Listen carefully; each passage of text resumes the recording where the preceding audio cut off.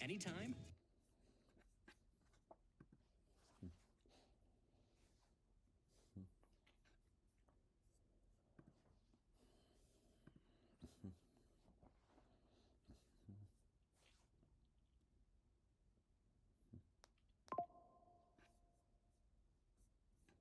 Hello everyone, I am BowserJrXD. Welcome to the Iowa Corn 350 at Iowa Speedway, race 23 of 36 for the NASCAR Cup Series in 2025. We have finally arrived at the NBC portion of the schedule. They will take the last 14 races, aka the last 4 regular season races, and then the 10 playoff races. Of the 8 short tracks on the schedule, including the 2 exhibition races, this one is number 5 after Bowman Gray, Martinsville, Bristol, and North Wilkesboro. Yeah, this is the one that races least like a short track, given how wide and, well, also how long it is for a short track. Chase Briscoe has his 6th pole of the year, matching the entire total set by Martin Truex Jr. in his time with Joe Gibbs Racing. So that's fun. While this is also happening, we have the IMSA race at Road America. Let's see how they're going right now. Okay, they're under caution right now. Well, I don't know what happened though. Try to backtrack. Was it one of the Corvettes? I see it. It was the number 3 Corvette.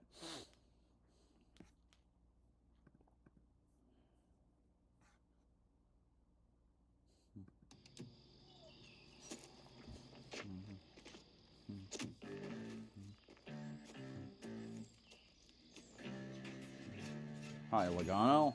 I see you there.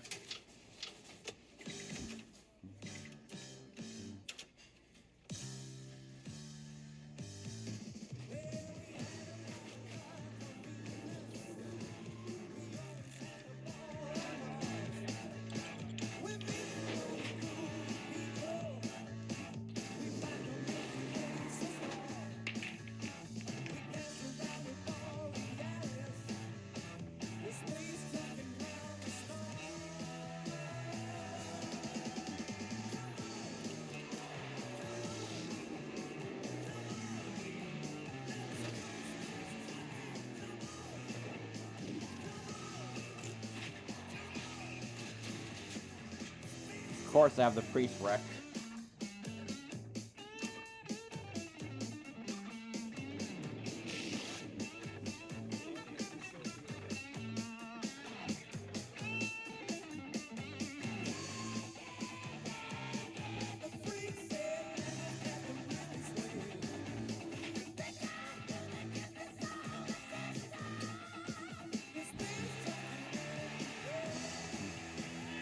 So this reminds me of the 2018-2019 intro with Running Out a Dream, with the way that the drivers are interacting.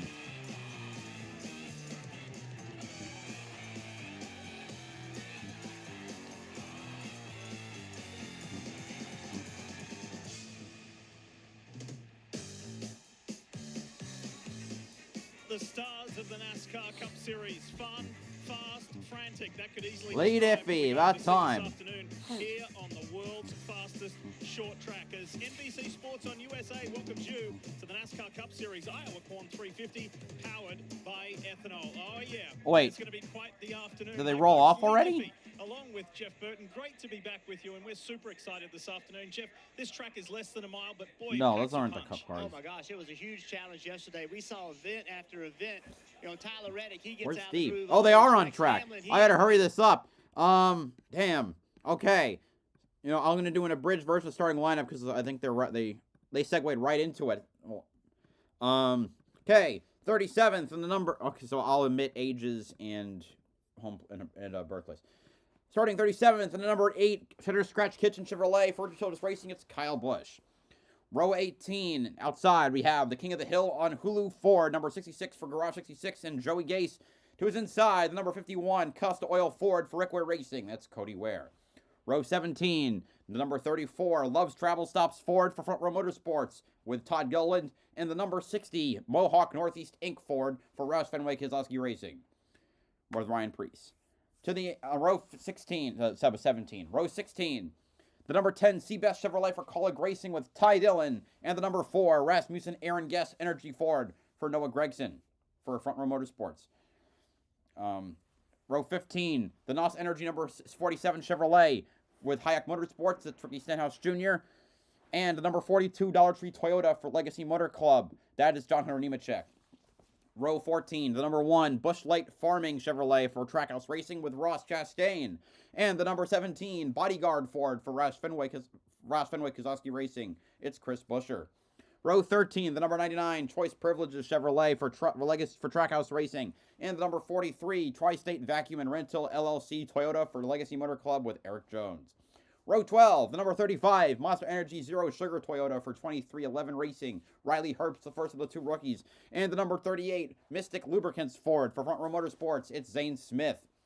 Row 11, the number 45, McDonald's Toyota for 2311 Racing. Tyler Reddick. And the number 88, Red Bull Chevrolet for Trackhouse Racing. It's Shane Van Gisbergen, the higher starting rookie. Row 10, the number 54, Monster Energy Toyota for Joe Gibbs Racing with Ty Gibbs. And the number 19th, the number 41, HaasTooling.com Ford for Haas Factory Team, Cole Custer. Row 9, the number 3, Get Bioethanol Chevrolet for Richard Childress Racing with Austin Dillon. And the number 20, Ream Toyota for Joe Gibbs Racing with Christopher Bell. Row number 8, the number 48 Ally Chevrolet for Hendrick Motorsports. It's Alex Bowman. And the number 23 All True Toyota for 2311 Racing, Bubba Wallace, last week's winner. Row 7, the number 22 Shell Pennzoil Ford for Team Penske. And that's Joey Logano. And the number 71 Delaware Life Chevrolet for Aspire Motorsports. It's Michael McDowell.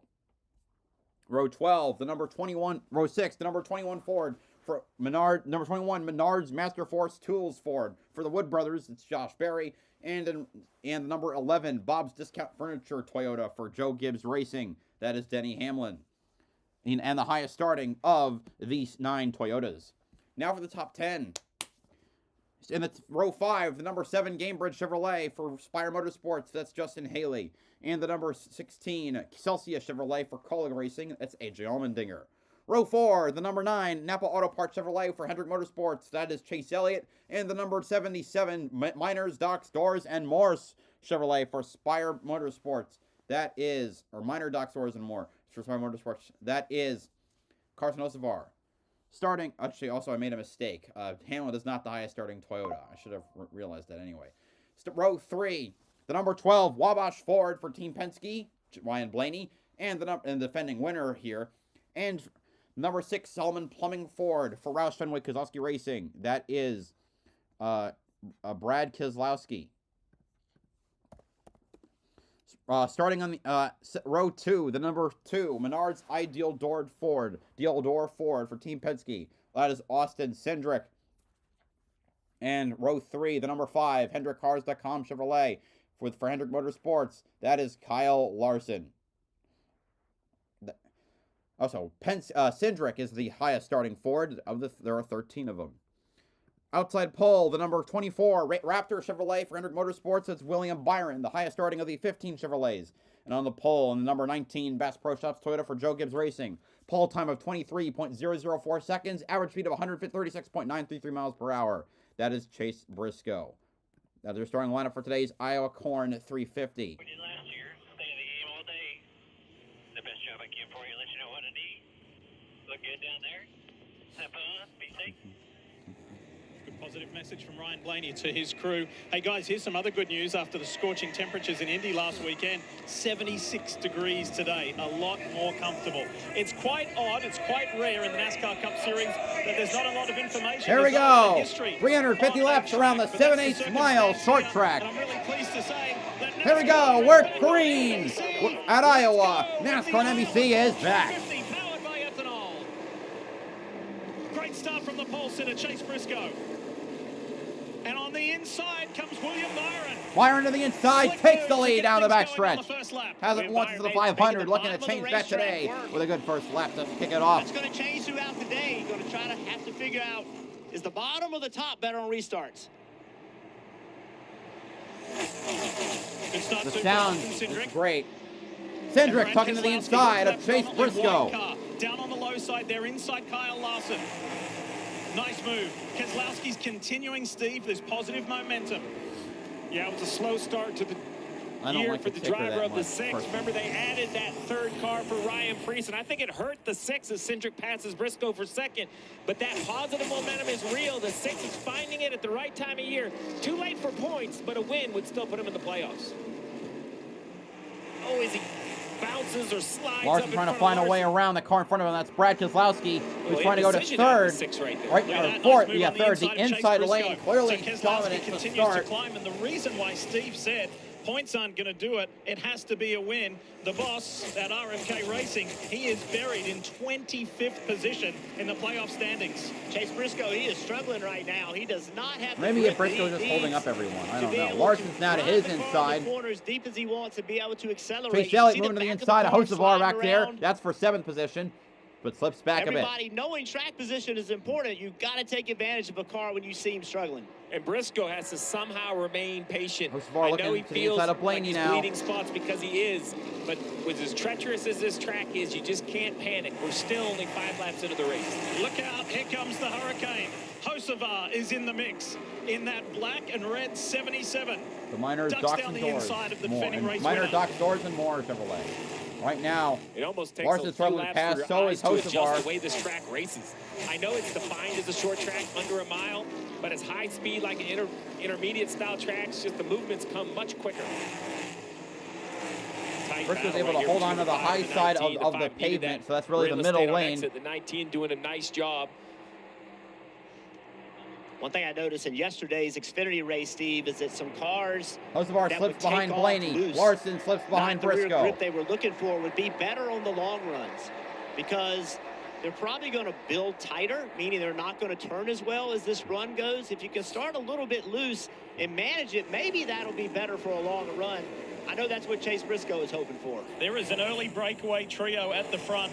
William Byron, Austin Cindric, Brad Keselowski have gapped. Here's that lead trio. They've got at least 2.5 seconds or more over the pole sitter Chase Briscoe. And this first lap is 70, excuse me, this Stage first stage is 70 is 70 laps laps. 110 available on fuel. So no pit stops required.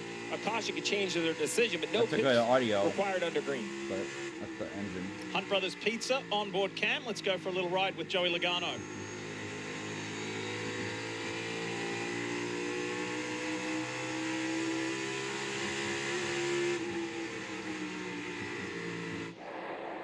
Elliott to the inside. Hocevar trying to make the pass that he couldn't make before. Chase Elliott on the inside of Carson Hocevar. Here's AJ Allmendinger in the Celsius machine for Colleague Racing. Qualified Spoke to in AJ 9th. yesterday It's at still length. there. He wasn't Hamlin overly up to the 10th optimistic about their position short now. track package at the moment, Jeff, but Rather his gouty qualifying was car. fantastic. Yeah, good qualifying effort. And the key now is, does my car do what I wanted it to do after practice, right, Steve? Like, we had a practice. Nobody was completely happy with their car. What kind of changes did I make overnight to make it drive better today? And were they good or were they not? Making that decision and what the next changes are going to be under a caution, that's really what this part of the race is about. You know, on board right now with the Bob Discount Furniture Cam on Hamlin, new scheme on this car. And I don't take his interview quite at face value. He was really downplaying because I do believe he doesn't think he has an advantage. He does it most tracks with experience.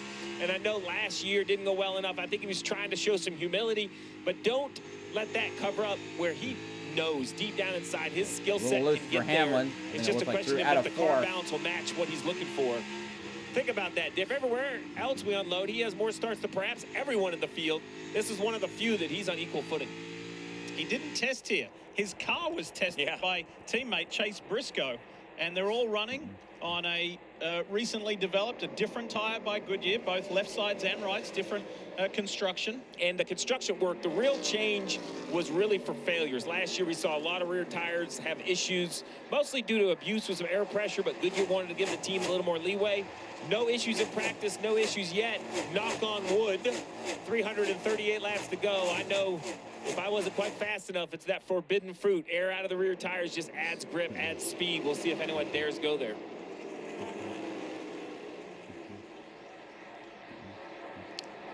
Look at this side by side. That's the 43 of Jones, the 45 of Reddick on the left side of your screen. That bright red 40. Reddick's 5, and trying then on to the right, hold that's down Riley that Herbst inside in lane. Monster 35 under attack Reddick, from there's Suarez. not really a gap. Had a conversation with Almost Eric had Jones it, this but morning in that Jones coming back on the 43 high car. side as they go down the backstretch. Said, Eric, your car looked really good yesterday. I know you didn't Reddick will qualify get it very now. well. And he said, Jeff, I'm really, really happy with where we are. So Now he's side by side with Ty. positivity in Almost that side by side with team. Ty Gibbs. he and John Hunter Nemechek, Legacy Motorsports owned by Jimmy Johnson. It's another club.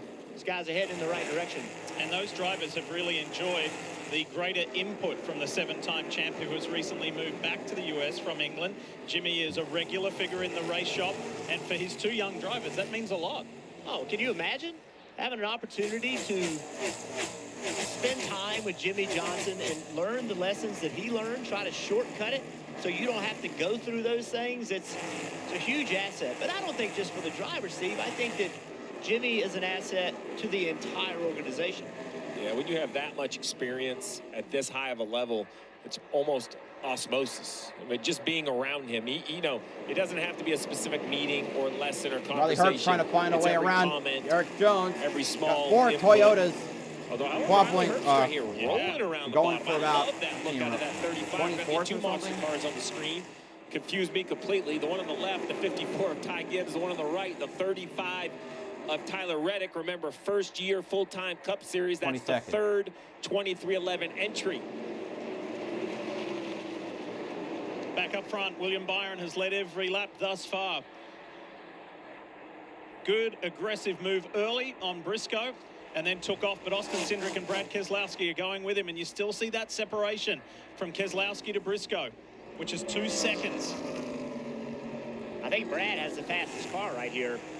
Just trying to find a way to get around Cindric, then ultimately get around William Byron. Marty, what do you have on the 6? Yeah, Jeff, the team would echo that thought. They think Brad Keselowski right now the fastest car on the track. I want to follow up on what Steve said just a moment ago. Steve, I had a long conversation with Brad Keselowski this morning. He said, I think folks don't realize what our specific team, the 6 team, went through in the offseason. We changed the crew chief, both race engineers, the car chief, and then we went to race at Daytona.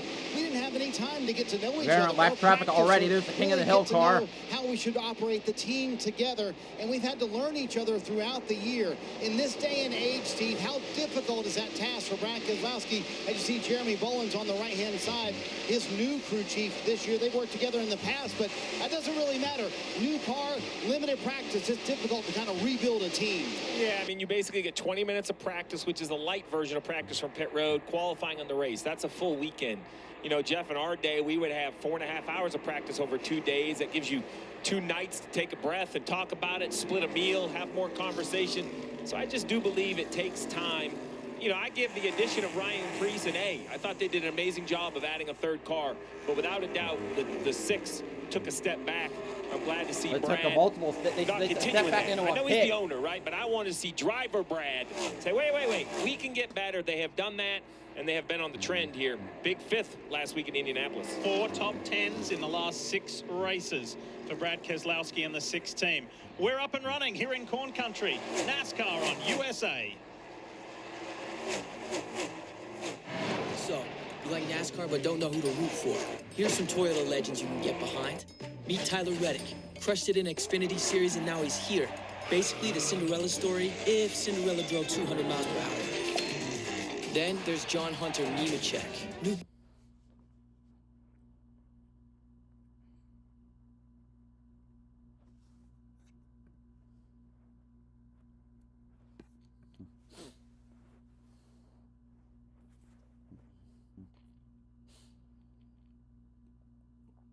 So yes, Keselowski's getting closer to Cindric. Oh, come on, get to that inside. Stick there. He sticks to the inside. Come on.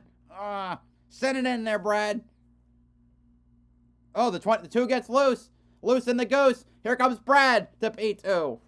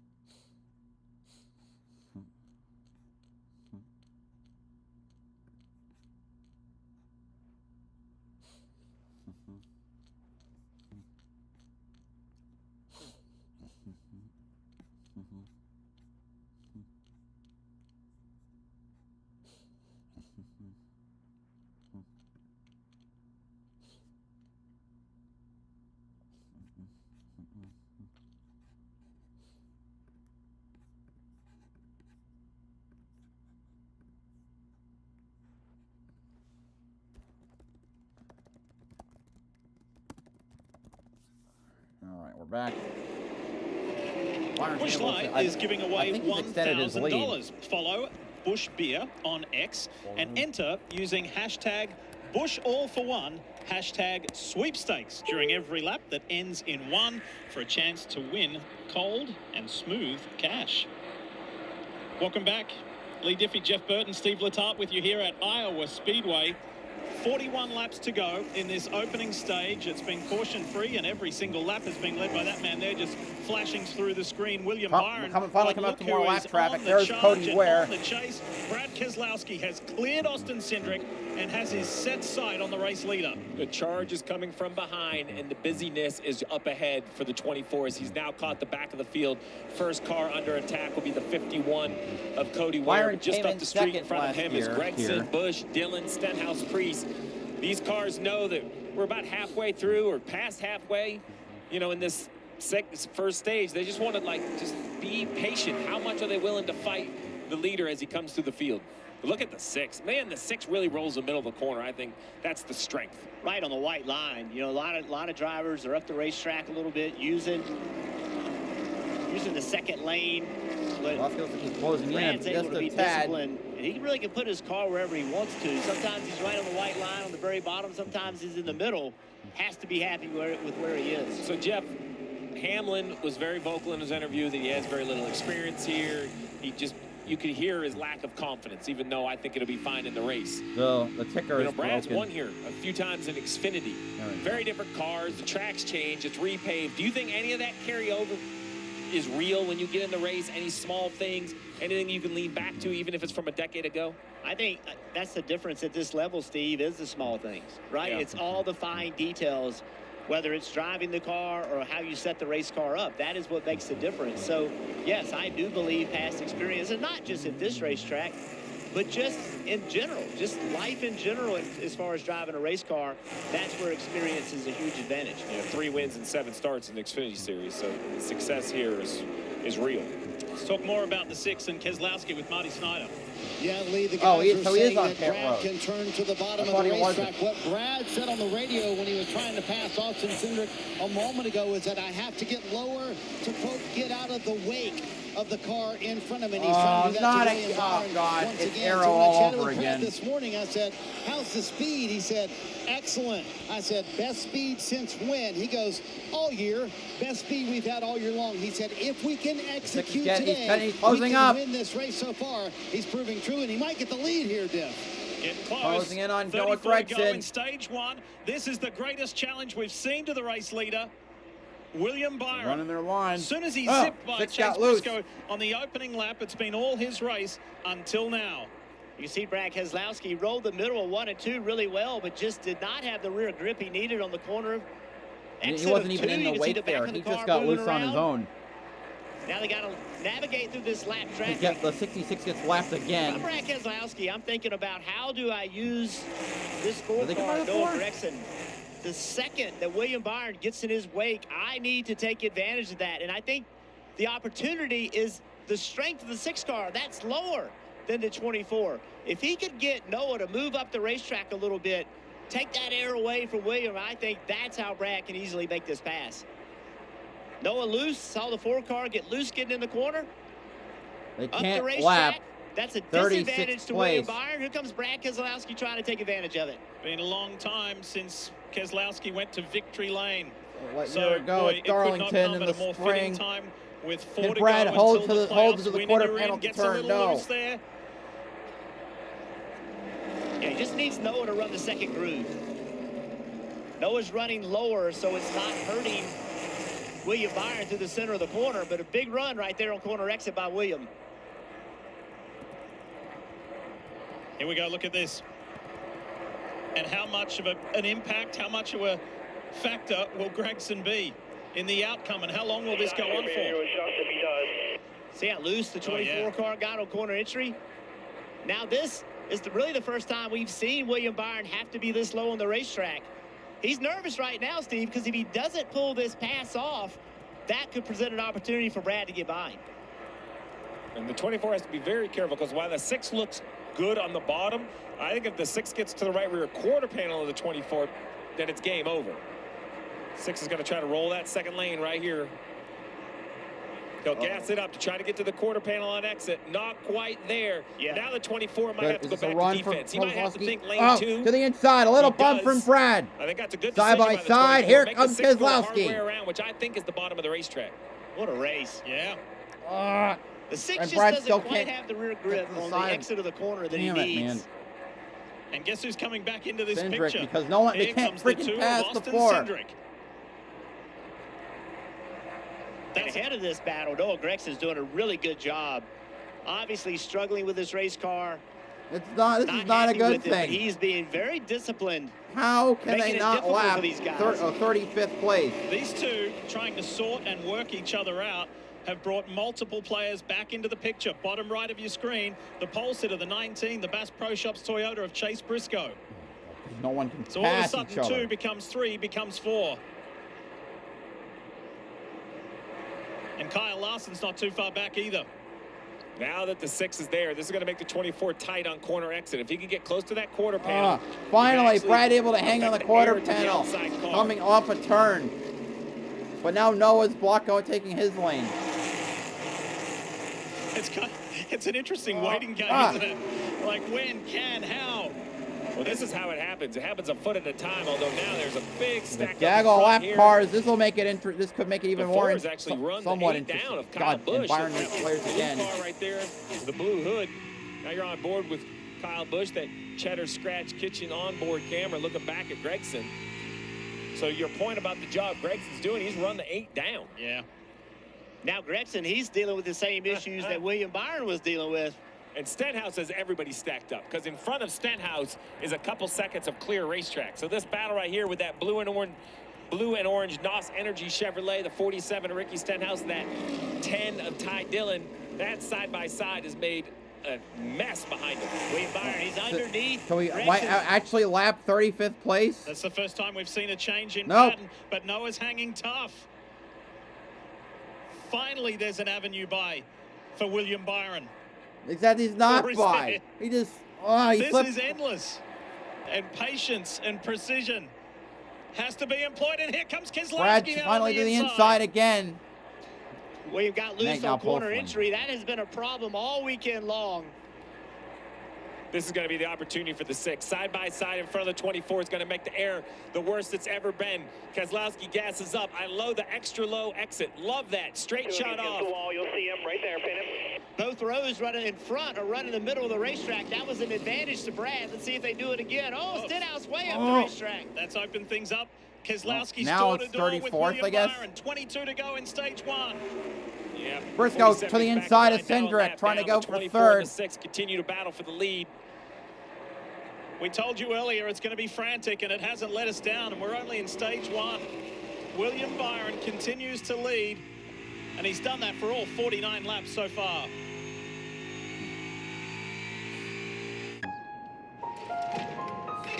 Change is always happening. It's part of life. Here at Xfinity, we want to do our part to keep one thing the same, with a 5-year price guarantee on our internet.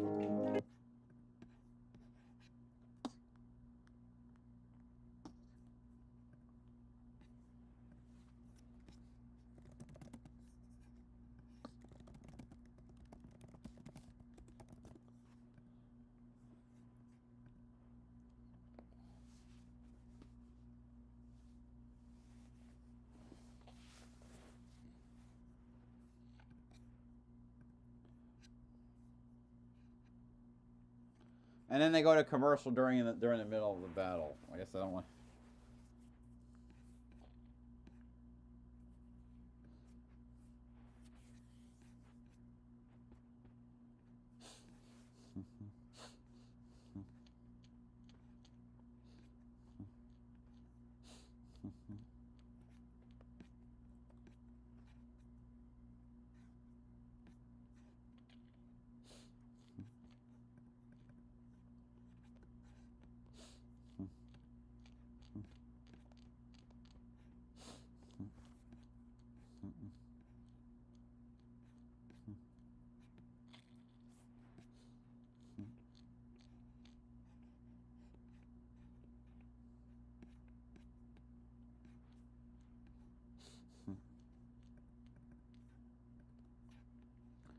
Oh, yeah, okay. Of course the number 6 Porsche is leading in IMSA. Number 99 LMP2, number 65 GTD Pro, and number 57 for GTD. Pretty much all are those are all, I think, the points leaders except for, well, are at or near the top except for the number 65 Ford.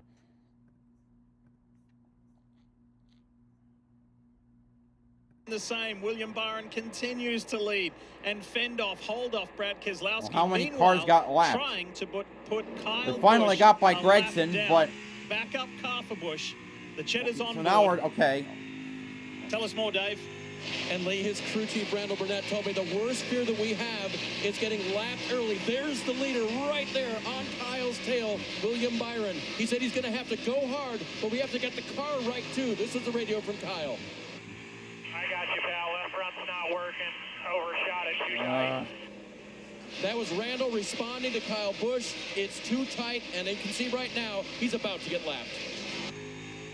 So 14 to go. He wants to hold up the 24 as long as he can, even if he can't stay on the lead lap, because if he can hold the 24 up long enough that he can't get by the next car up the road, the 10 of Ty Dillon, that's the free pass for Kyle Busch. Jeff, you and I go back and watch these races in review, and it can be one position all the way back at lap 56 that makes or breaks an entire day for someone like Kyle Busch, who has started from behind in this backup car. Yeah, and they said they overshot the changes, made the car too tight. Well, they wrecked yesterday because they were too loose, right? And I would overshot too. Yes, I mean that's makes it difficult to make the right decision. So you heard Steve mention that the 8 is a backup car. The Byron reason gets why around Busch is and laps Kyle him. suffered a really brutal crash yesterday in practice. It was abrupt, it was fierce, and it was not much fun. Boom.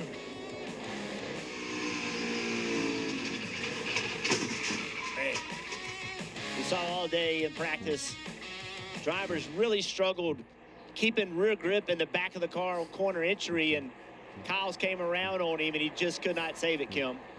Yeah, and as we look at William Byron in the lead, he's got pace, but the balance of that car is going away. Here's what he told the team on the radio.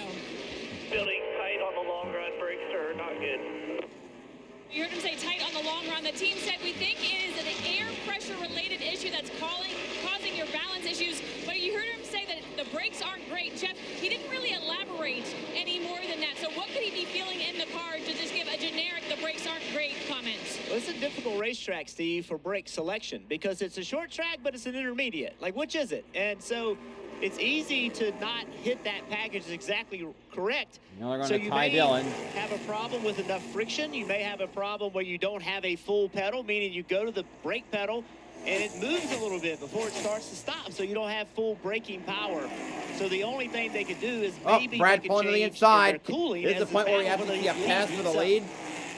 William No. was very quick to praise and thank his team yesterday post-practice, pre-qualifying. He said, I was having a brake issue, but the team were able to get me ready for qualifying and kind of rectify that to the best of their ability. Qualified, obviously, very well on the front row. That's what I'm wondering. They had a spongy pedal yesterday that they fixed. So without more descriptor, I would say the same issues returned. That's how I would take that if I was Rudy Fugle. Dave? Lee coming up on pit stops in just a few laps as we watch this battle for the lead. There goes Keselowski to the bottom. 8 to go, make it 7 to go. And this battle just he held the is quarter endless. panel. It's a awesome bit. here at Iowa Speedway. It's easy to I'm get almost underneath him in the middle rooting of the for corner. my It's hard driver to get make the past. Pass on corner exit. Keselowski needs This might be more it. momentum through up the racetrack there. Slid a bit up the turn. I don't know if he'll be able to hold his momentum out of the just needs to turn. make sure he doesn't overdrive the middle of the corner We'll get him, man. All clear. 6-1. TJ Majors encouraging his driver Brad Keselowski from on top of the roof. But, you know, the William Byron just needs to make sure that Hi, Brad Cindric. can't gas it up with having that outer line clear. 45 races since Brad Keselowski went to victory lane. So that's what's driving this run right now, this encouraged, inspired run, and continuing this momentum. As we go back to Dave Burns. Dave, let's finish that story you started before about Chase Elliott. Well, fans will recognize that pit road map. They take down pit lane before the green Getting lapped to get an again. idea. Great King of the Hill. idea of whether or not they'll be speeding when it is time to pit. This was Chase Elliott's radio right after that. We spent those last 2 sections on pit road. Any thoughts on that? It was by a fair bit. We need to get a plan to adjust it down here. So Alan Gustafson realizing they were too fast. I've heard up and down pit road several others were speeding. Steve, what adjustments do the teams make in this case before pit stop? Well, what I would do is I would just give my driver a different target on his lights on the dash. There's a curve on those last couple sections, so you would probably speed up. Normally over a curve, you can run a little bit faster time over distance. So sounds like that's what he was saying is, hey, Chase, we're going to give you a different target when you get to that final curve on pit road. This battle for the lead, Brad Keselowski has changed his tactic. He has gotten higher on the racetrack. He consistently has been trying to pass William on the bottom. Now he's used the top lane to get some momentum. Yeah. Wow! We have a lead. Pass for the lead. Damn. Finally, Keselowski Oh, wait, away what happened? Did something happen to Byron? Hold on a minute. Those Something happened to the 67 24? laps led, He just and lost. just like that, William Byron loses 2 positions. What a great job Damn. by Brad Well, to recognize, Byron hey, what falls I'm back to doing is not third. working. I'm What not gonna be able happened? to get by continuing it. So he moved his line. He got up the racetrack. That allowed him to have all that forward momentum getting into turn 3. Trying to combat it, William Byron drove in the corner just a little bit too deep. Back of the car came around. Keselowski got the lead. 1 lap to go in this stage. Presented by Credit One Bank. That battle went on for 42 laps. That's not Incredible. necessarily a good thing. They couldn't The pass patience, anything the else. persistence, and it's going to pay off for the driver of the 6. All right, Brad Keselowski In the lead at the right wins time. stage First stage 1. win this season for Brad Keselowski. In the Cindric RFK second, Racing Byron Ford. third, Blaney Sullivan fourth, Plumbing Briscoe Machine. fifth, Larson sixth, What a start Hocevar here in seventh, Iowa. Elliott eighth, Allmendinger his ninth, names, Justin too. Haley in 10th. And Brad K won the inaugural nationwide Xfinity race at Iowa.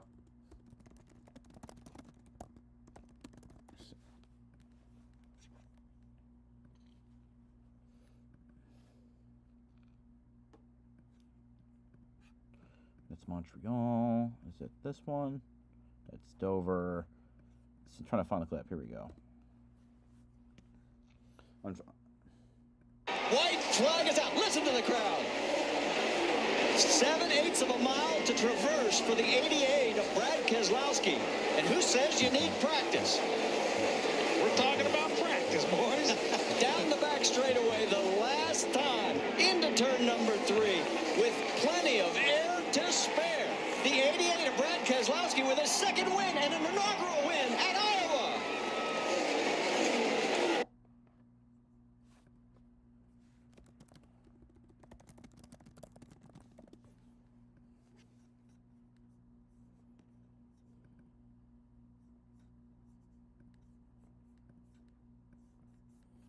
Friends talking about commenting on Iowa because I played that. They said they thought it was older. I know that the IndyCar's first race there was in 2007 with when Dario Franchitti won.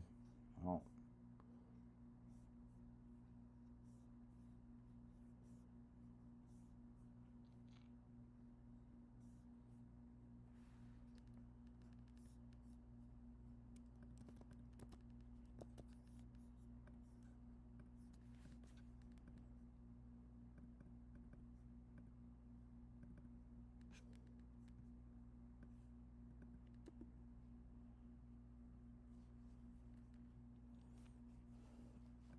Not short for Dario Franchitti.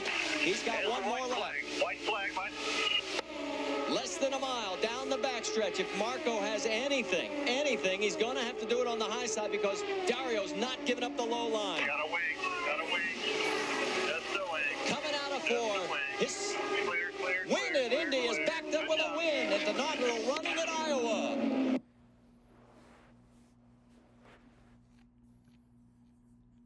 Iowa corn farmers, Credit One Bank, NASCAR American Express card, and by Progressive Insurance. Save when you bundle auto, home, or motorcycle insurance. Visit progressive.com.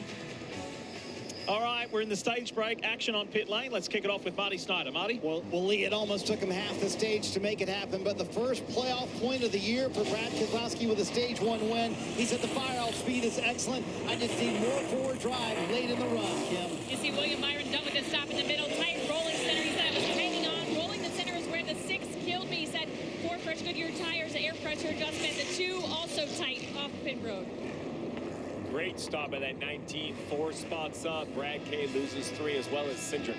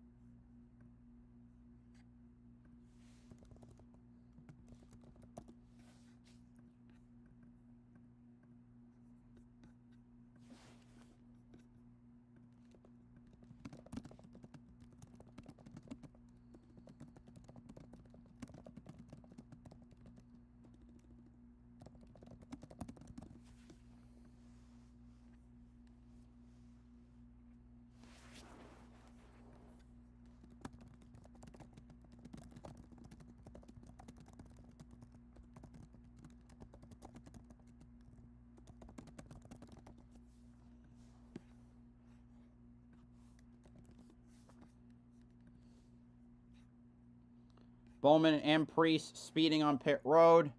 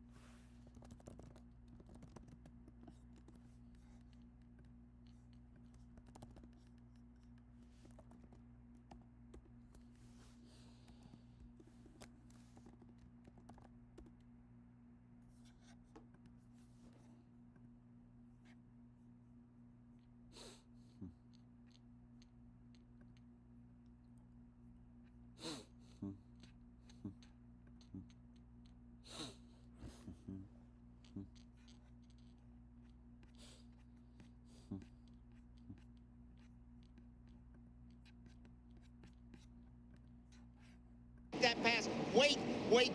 That was great what we saw from a future Hall of Famer himself as he got to the lead here. And they have to be so excited. Oh, he did. Never mind. He bumped him out of the way. Yeah, fun to watch here. We were talking about Daytona, possibly a win. Might come a lot sooner than that. Well, I go back to my conversation with him this morning, DJ, when he told me we have a winning race car. I know we have the winning speed.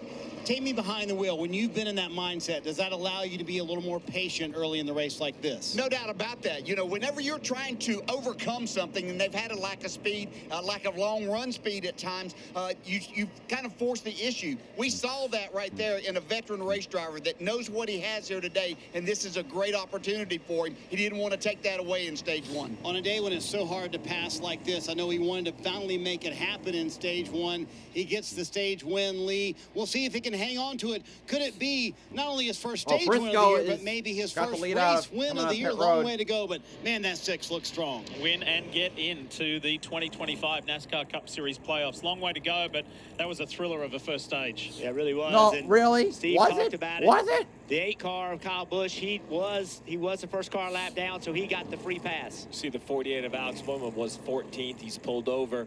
You heard that radio on the 9 about the last couple sections. Dave Burns gave us a report about hearing on a lot of radios. Well, both the 60 of Priest and the 48 of Bowman caught speeding section 13, which is basically pit stalls 1, 2, and 3. Let's listen into the 48. we were too fast in section 13. 60 car was as well, but we got a penalty here. I wasn't even close. Which one, section 13? I wasn't over anywhere. Our stop mark is 10-4. All right, so driver frustrated because, Jeff, you know when you've missed your lights. You're like, oh, man, I was hoping you weren't going to tell me that. I did, you know, the engine revved or maybe it got a little messy at one point. Bowman felt pretty good, but remember Alan Gustafson saying, what do we need to adjust, giving a new target for his driver. Seems like the 48, obviously they felt good about it. Blake Harris would have checked what his speed was before the race, so it wasn't a concern. Now this time it was a concern. I think every team needs to kind of be on notice, right, that this is becoming an issue. 2 drivers already. Let's listen into the 60. These lights are not set correctly if we just sped. Because I went too blue that time because I was just not wanting to get a penalty, and we just got a penalty. I am going to run my straightaway lights because that is the last thing we needed. Okay, straightaway lights. Pit road entry all the way down to about Kyle Larson's pit box is straight. So you run 1 RPM all the way. But then once you get past the Larson sign, the last 6 or 8 boxes curve. So straight, all straight, straight, straight. You run your straightaway lights. As pit road curves, because of the pie, pit road is measured kind of on the outside of the pit boxes. You're running further to the right. So math says you can speed up. We do this at Bristol, at Martinsville, a lot of places, Phoenix, everywhere we have a curve.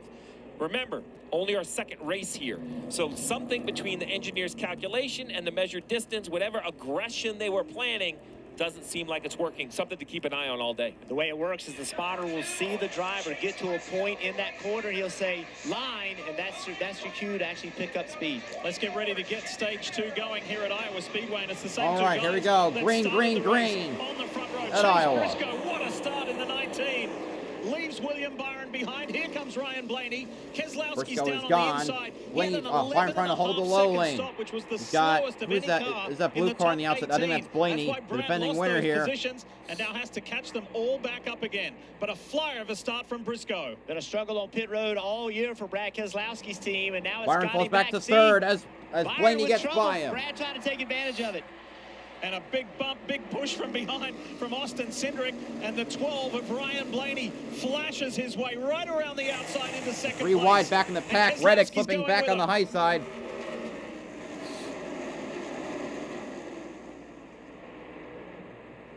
There was talk about would that #1 pit stall for the 19 of Chase Here comes Briscoe Blaney. have a disadvantage to it because it's right around the curve. Well, he just Watch showed him us take in that another 20 example, laps in to that make a pass to the circumstance, lead. that no, it wasn't, because that was a terrific stop and he got out in front, but now he's going to have to wrestle the defending race winner, Ryan Blaney gets Blaney, loose. for the Byron lead, tries to and take here advantage. comes Fires Byron it to on the inside. inside. Blaney got loose on the exit of 2, lost his momentum.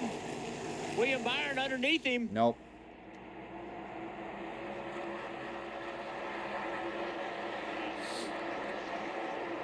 Little behind, you see the 5. Now Brad's of trying to Kyle take advantage Larson. of the Now Hocevar is 24 not hanging in making there. a pass. Larson on the inside of the 2 of Cindric. And then Hocevar, the Dinger's in there, in 8th, ahead of Haley and Chase Elliott. There they are, top of your screen.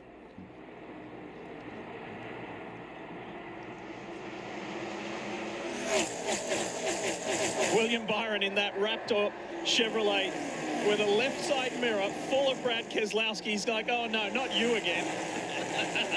It's going to be like this all day. This is a racy facility. Drivers are going to be side by side. Restarts are going to be wild. Just get used to it. 6 getting a little loose that time off the turn, but he's staying side by side with the 24. And these two guys, if you think back to it, Steve, in stage 1, they raced each other very clean, very respectfully. I think what you'll find out of drivers that hope to be in the playoffs, I know Brad isn't there now, but there's this level of respect for a big majority of the race. Now that goes out the window when the checker flags flies as the fans want it to. But early on, there's no reason to push. Come on, and make lead. the pass. Brad, Riding it and off as the I track a said, bit. Come on. you made him He's like a not fool, clear. 'cause you've run him into the old part of the racetrack. He's ready to push and lead. Yeah, but you know, maybe that's the difference between a guy that's not in the playoffs versus a guy that is, right? Brad might feel a little more of that desperation. Brad knows he only has 4 more weeks, and you pointed out his point deficit. It's going to take a win. Yeah. And look, we can talk about points because every position counts, right? But that isn't going to be enough for the driver of the Larson's six. It's got to be by a victory Cindric. here in Iowa or the following 3 races. Here comes Kyle Larson. That HendrickCars.com Chevrolet in that iconic scheme has arrived on the scene. I laughed because Brad instantly went like, oh, nope, I'm going to go right to defense. He ran a lane lower purely to block the 5 car. Oh, these drivers are just...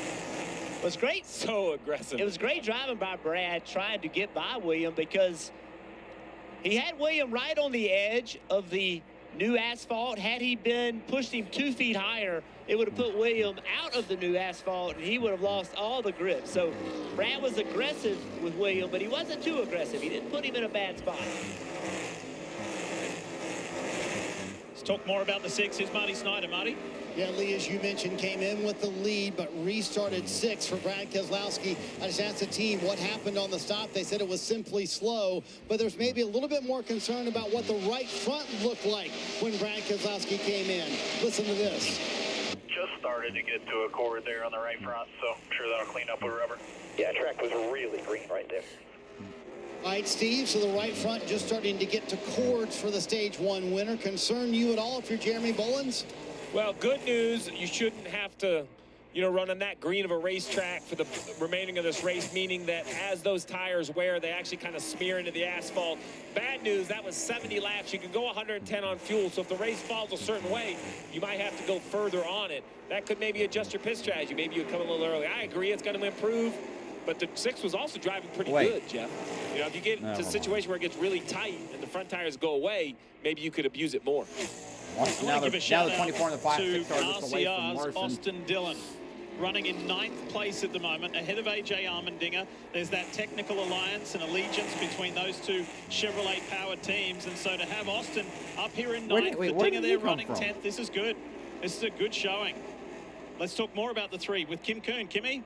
Yeah, and Austin felt really good in practice yesterday. When I checked in with the team to kind of find out where they unloaded, they say, Chevrolet shares a lot of information. The 5-car of Kyle Larson was so good last year. That's kind of what they based their notes on this weekend off of, with some minute changes. But they told me they felt better this weekend about their car than they have about any car all year long. They said we hope for at least a 10th place car, if not maybe 5th to 7th on Austin Dillon, Dave.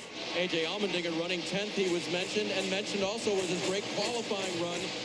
Crew Chief Trent Owens told me, though, we need to do a little bit of work on our balance to be good for the all-day car. Right now, the driver is a little bit edgy in. That was before the pit stop. They dealt with it with a little bit of an adjustment here, but a good run so far for AJ. It's Bubba. I spoke to Austin Dillon this morning, ran into him, had a conversation. He ran the Xfinity race yesterday. Austin Hill was suspended, so he drove that car. Lap 2? Yeah, 1.5. 1.5. Car got it loose underneath him, makes contact, puts Austin Dillon in the wall, saw Austin Dillon and said, hey, man. And he just looked at me and said, stop. Why didn't it I'm update? the unluckiest man in all the racing. That's exactly what he said. So when you have a day like he's having now, Steve, you've been there where things just don't go well, right? You got to put all that behind you. You got to take advantage. You can't wait for the next bad thing to happen. That's exactly right. You have to somehow change the narrative, and that's what the 12 of Blaney just did. He changed the narrative on who the fastest guy in Iowa was. Lap 94, fastest lap of the race currently. You see that green stopwatch next to his name up there. That can be a point if you hold that stopwatch at the end of the race, but he did it at lap 94, and for that reason, he is running the 19. Briscoe, the leader, down. Briscoe again started from the pole, 6th pole this year. He really has been the qualifying master. And he kind of almost looked a little bit shocked yesterday when he won the pole position. I asked his crew chief, James Small, about that, and he said when he thinks he's done well, he's kind of about at 6th or 7th. By Byron he never for 3rd. expects to get the poles that he's won this year, which is kind of counterintuitive, but what a year it's been. First year at Joe Gibbs Racing, taking over this 19 from Martin Truex Jr. in that familiar Bass Pro Shops livery. And these two have gelled really well. Marty? Bottom of your screen, Brad Keselowski got the pass for third. Ryan Blaney trying to get the pass for the lead. He had too much chatter. Couldn't get the car to turn on that first run of the day, but he just told Jonathan Hassler a moment ago, it is much better, and the chatter is gone on this second run of the day. Blaney's mom, Lisa, is from Central Iowa. So, like Kim mentioned in Countdown to Green, 80 family and friends here today. Like they love to root this young man on for a second straight Iowa win. Looks pretty impressive here in stage 2. Happy memories at this place for this champion in the NASCAR Cup Series. He and Kyle Larson had some phenomenal battles. Ryan won stage 1, Larson won stage 2, but when the checkered flag came out, it was Ryan Blaney for Team Penske, victorious in the first ever Cup Series race at Iowa Speedway, and his dad was there to help him celebrate. With the price of just about everything going...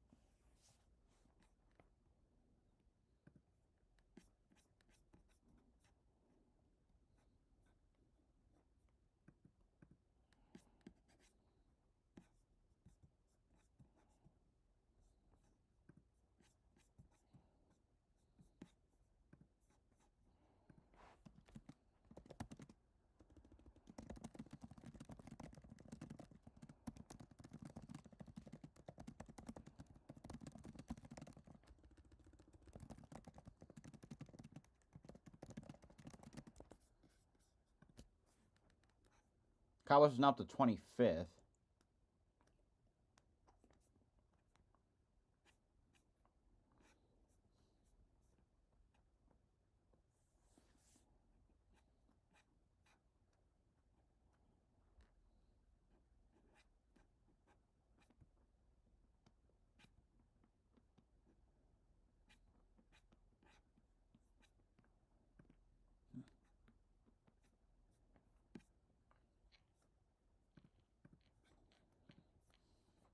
Briscoe is still leading over Blaney.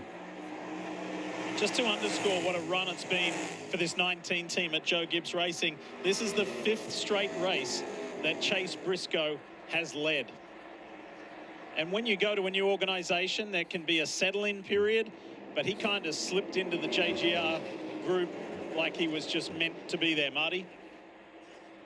Meanwhile, further back in the pack, Tyler Reddick has been stuck outside the top 20 this entire day. Stevie had a brake shake on the first run, and it's gotten worse on run 2. Listen to the radio. For 20 seconds. I can't even see where my race car is going. It's shaking Gonna get so this position. bad. It was right from the drop. It didn't even take a lap or 2 to come. It was just right back to shaking from the first corner. All right, Steve, with the brake shake is that bad that the driver's saying he can't even see out of the windshield. What can Billy Scott do to fix that for Tyler Reddick? So remember, 2311 had some brake issues back at Pocono of really not having heavy-duty enough rotors. I think they were running too hot. They had to make some changes. It sounds to me like this issue is the exact opposite. You know, Jeff, you talk about how this is an odd racetrack. It's a little like Richmond, which is where you step on the brake, but you don't jam on the brake like you would at, say, a Martinsville or even a Loudon, where you can brake in a straight line. Because of these curved entries, where the 45 is right here, you kind of have to lightly apply the brake so you don't get them hot enough. So the material actually comes off the pad, it sticks to the rotor, and it just pulses. And I will tell you, it's not just annoying and frustrating. If the car is shaking, it's taking grip and potential speed out of this race car. So, Marty, to answer your question, well, look, yeah, there's two really small openings. You see the circles, 2 3-inch circles on the front of that 45. I think they need to add a little bit of tape. Easier said than done. The thing that scares me if I'm driving that 45 car is he said from lap 1. Yeah. Like, I don't know. Like, if it's shaking from lap 1 of the start of the race. Good point. Is that something well, okay. can be fixed? I don't know. So maybe to that point, the other thing is these rotors float. There's actually a little play the way they're mounted. Maybe one of those could have hung up and is just out of balance. It's going to shake all day. Then you don't want to add tape. I had such a good idea, Jeff, until you brought that up. I'm not exactly sure. But that's why we look on these pit boxes with the engineers. That's the type of discussion you have to have. You're trying to break down this riddle of how you're going to fix your car. Hey, Kim, tell us more about the 24 of William Byron. Yeah, we talked about his brake problems during stage 1. He didn't offer a lot of specificity, just said they aren't good. Well, he finally chimed into the team to tell them exactly what the problem is. Here's the radio from William Byron. It's brakes, man. I don't know what to do. Like, they feel the pedal is ball. I don't know whether they're not cooled enough or what. I'm going to try some more stuff. It's just getting worse when I try to pump. So you heard him talk about that brake pedal going long, reduced brake power. Typically that means an overheating instance. He talked about the tools inside the race car that he's going to try to use. So what are those, again, that he has behind the wheel that he can hopefully try and alleviate some of that brake pedal going long? Well, so I agree with you, Kim, that usually when the brake pedal gets long, it just simply means when the driver presses on it, it's not pushing back hard enough and it kind of squishes like a sponge. Jeff, being loose in, you want to add front brake, remove rear. It helps balance, but it's easy to overheat the front. So that really takes away some of his balance. You know, if he needs to kind of put rear brake in it to help the long pedal, that could hurt the handling. Yeah, these are hydraulic brake systems, right? And when you have a long pedal, it's because the fluid is not doing its job. So is it gotten hot? So that it's actually made the fluid boil a little bit. So that makes the pressure, you got no brake pressure, got no brake pedal pressure. And the only way to really fix that, if it isn't just a heating issue, is to actually bleed the brakes, get the air out of them. Well, you can't do that during the race. That's not going to happen. So this may just be a problem they have to deal with all day.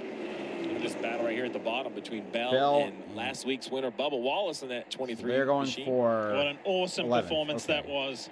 To get the Brickyard 400 win, to get into the playoffs, doesn't have to be in that situation that he's been in too many times. By his own words, just always living life on the bubble and then missing out and having to be a spectator of the playoffs, so to speak. Not this year.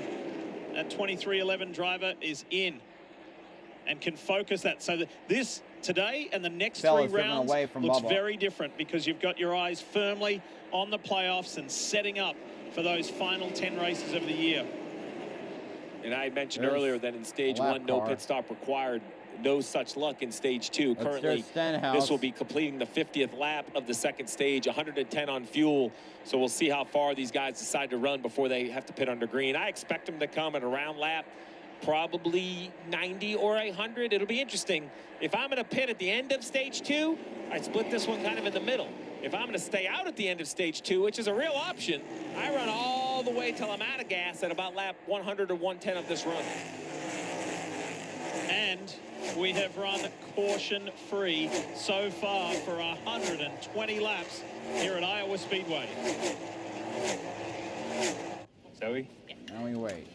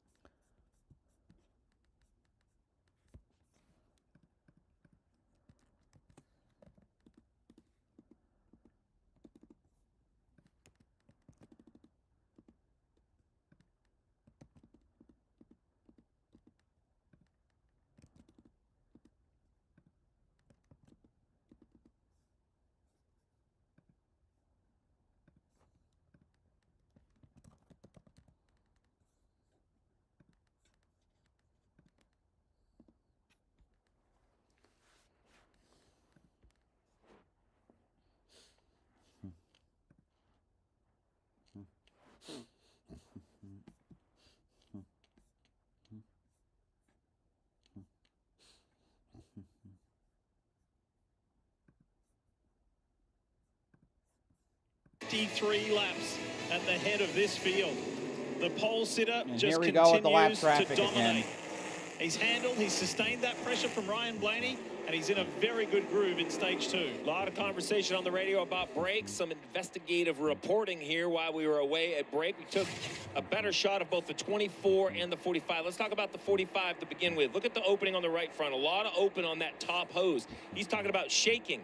So it would say they need to cool their brakes less, add some tape. Compare that to the 24. It's a little different because he has a little bit of opening top and bottom. What's really impressive is look at the difference over here. I mean, look how closed up both guys have the left front. So we talk a lot about front to rear. Both of these drivers feel they're not, not a lot of temperature in the left front brake. It's more in the right front. But when I talk about adding tape, I don't mean inches. I mean, that's like small little fractions of an inch. So that's the concern I would have as a crew chief. It's You the add same car. tape. Come if I on. want to cover a half-inch more, how precise can you be on a pit stop? I can't have you just slap a piece of tape on there and cover that entire hole.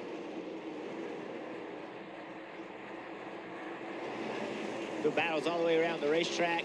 We can't. Now Once I think again, Gregson is fully a lap down. The leader and we is called can't Noah pass him. Gregson. Noah putting up a fight, trying to stay in the lead lap. That's going to draw Blaney right into this battle. Blaney trying to get to the outside. And here comes Brad.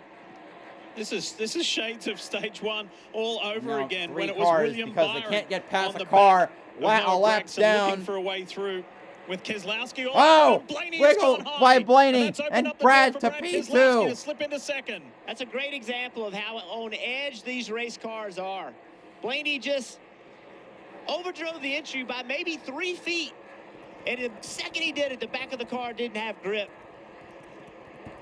These cars are very difficult to drive. Look, each weekend, Steve and I get spoiled by Jeff, where he takes us for early morning rides in the pace car. And the difference between that newly resurfaced, which is now more than a year old, by the way, those large patches you see at either end of the track. Steve, you were the first to comment on it. When you go off that recently resurfaced onto the older asphalt, it's crazy the difference. It's unbelievable the difference, and I'm shocked at the difference how it appears a year later. It's just so difficult Austin to Dillon point trying out to what pass it used to look Chase like. You see Elliott. the 3 and the 9 on the bottom side by side. Last year when they repaved the corners, they were basically pitch black, and it was obvious. Now the whole place is bleached so much, it's hard to understand, but those sections in the corner are much smoother.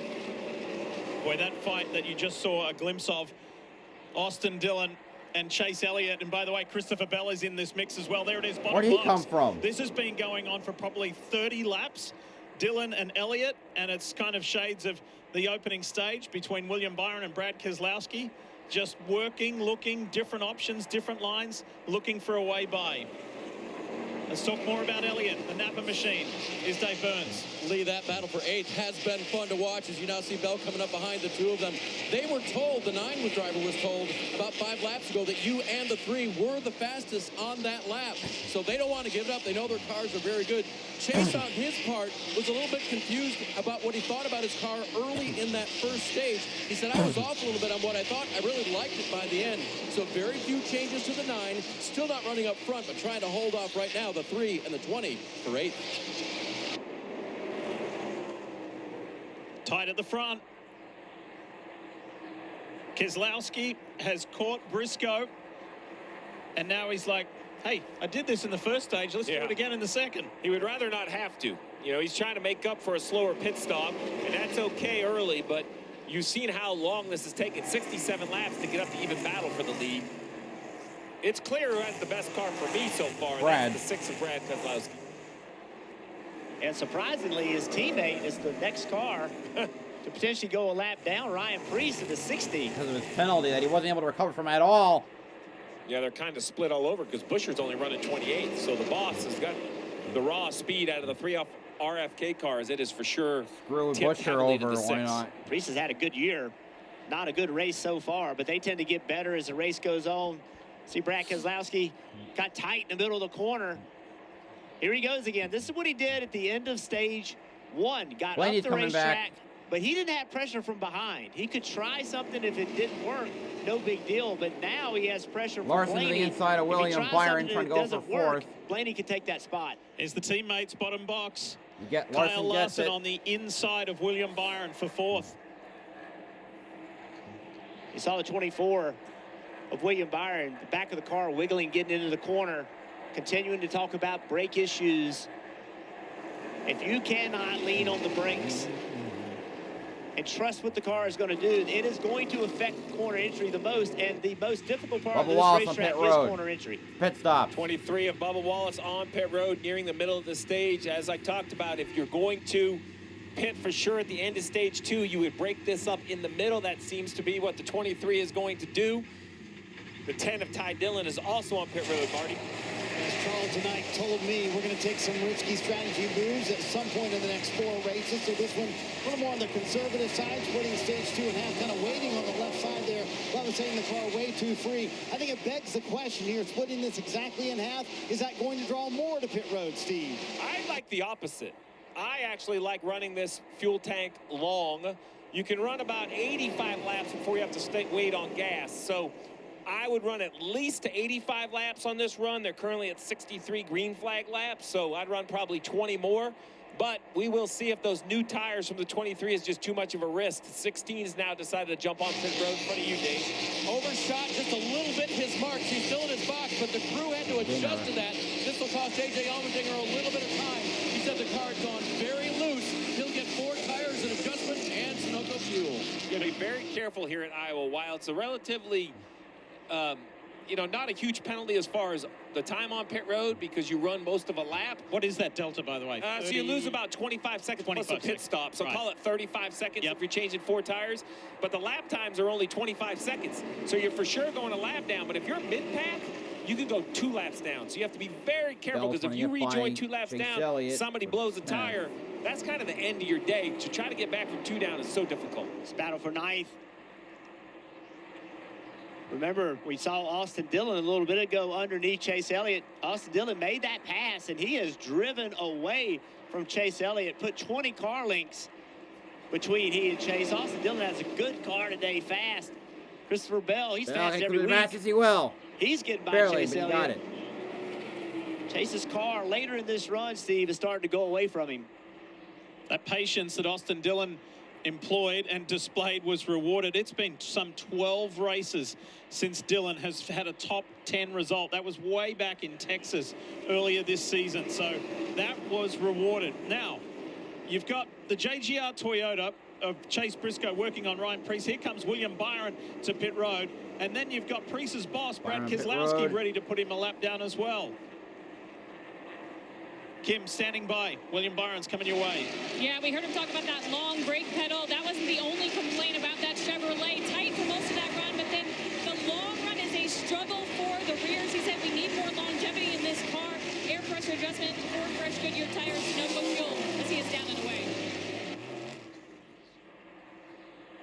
This is going to be an interesting thing.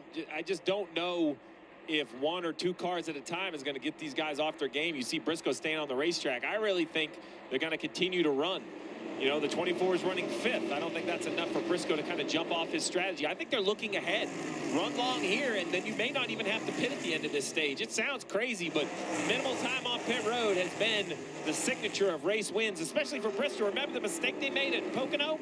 They actually left before the car was even full of gas, but then he could save gas to get to the win. Keselowski almost out of the groove, trying to work that outside. He almost jumped the cushion. Didn't quite do it, though, and he got great forward momentum on corner exit. The hill car again. I mean, he was on the ragged edge. Could not have been an inch higher. Chase Briscoe has now led the most laps in this race at 75 and has a mirror full of Brad Keselowski. Subway's protein pass. Top 3 running single file.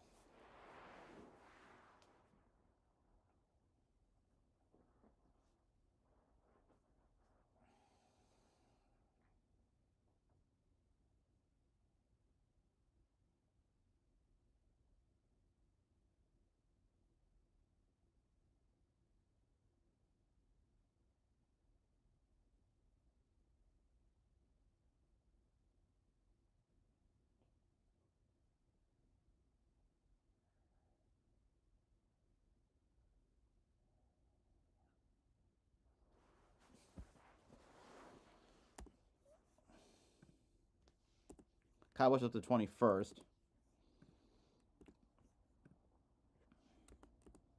Then again, some cars pit, so it's not really a revelation.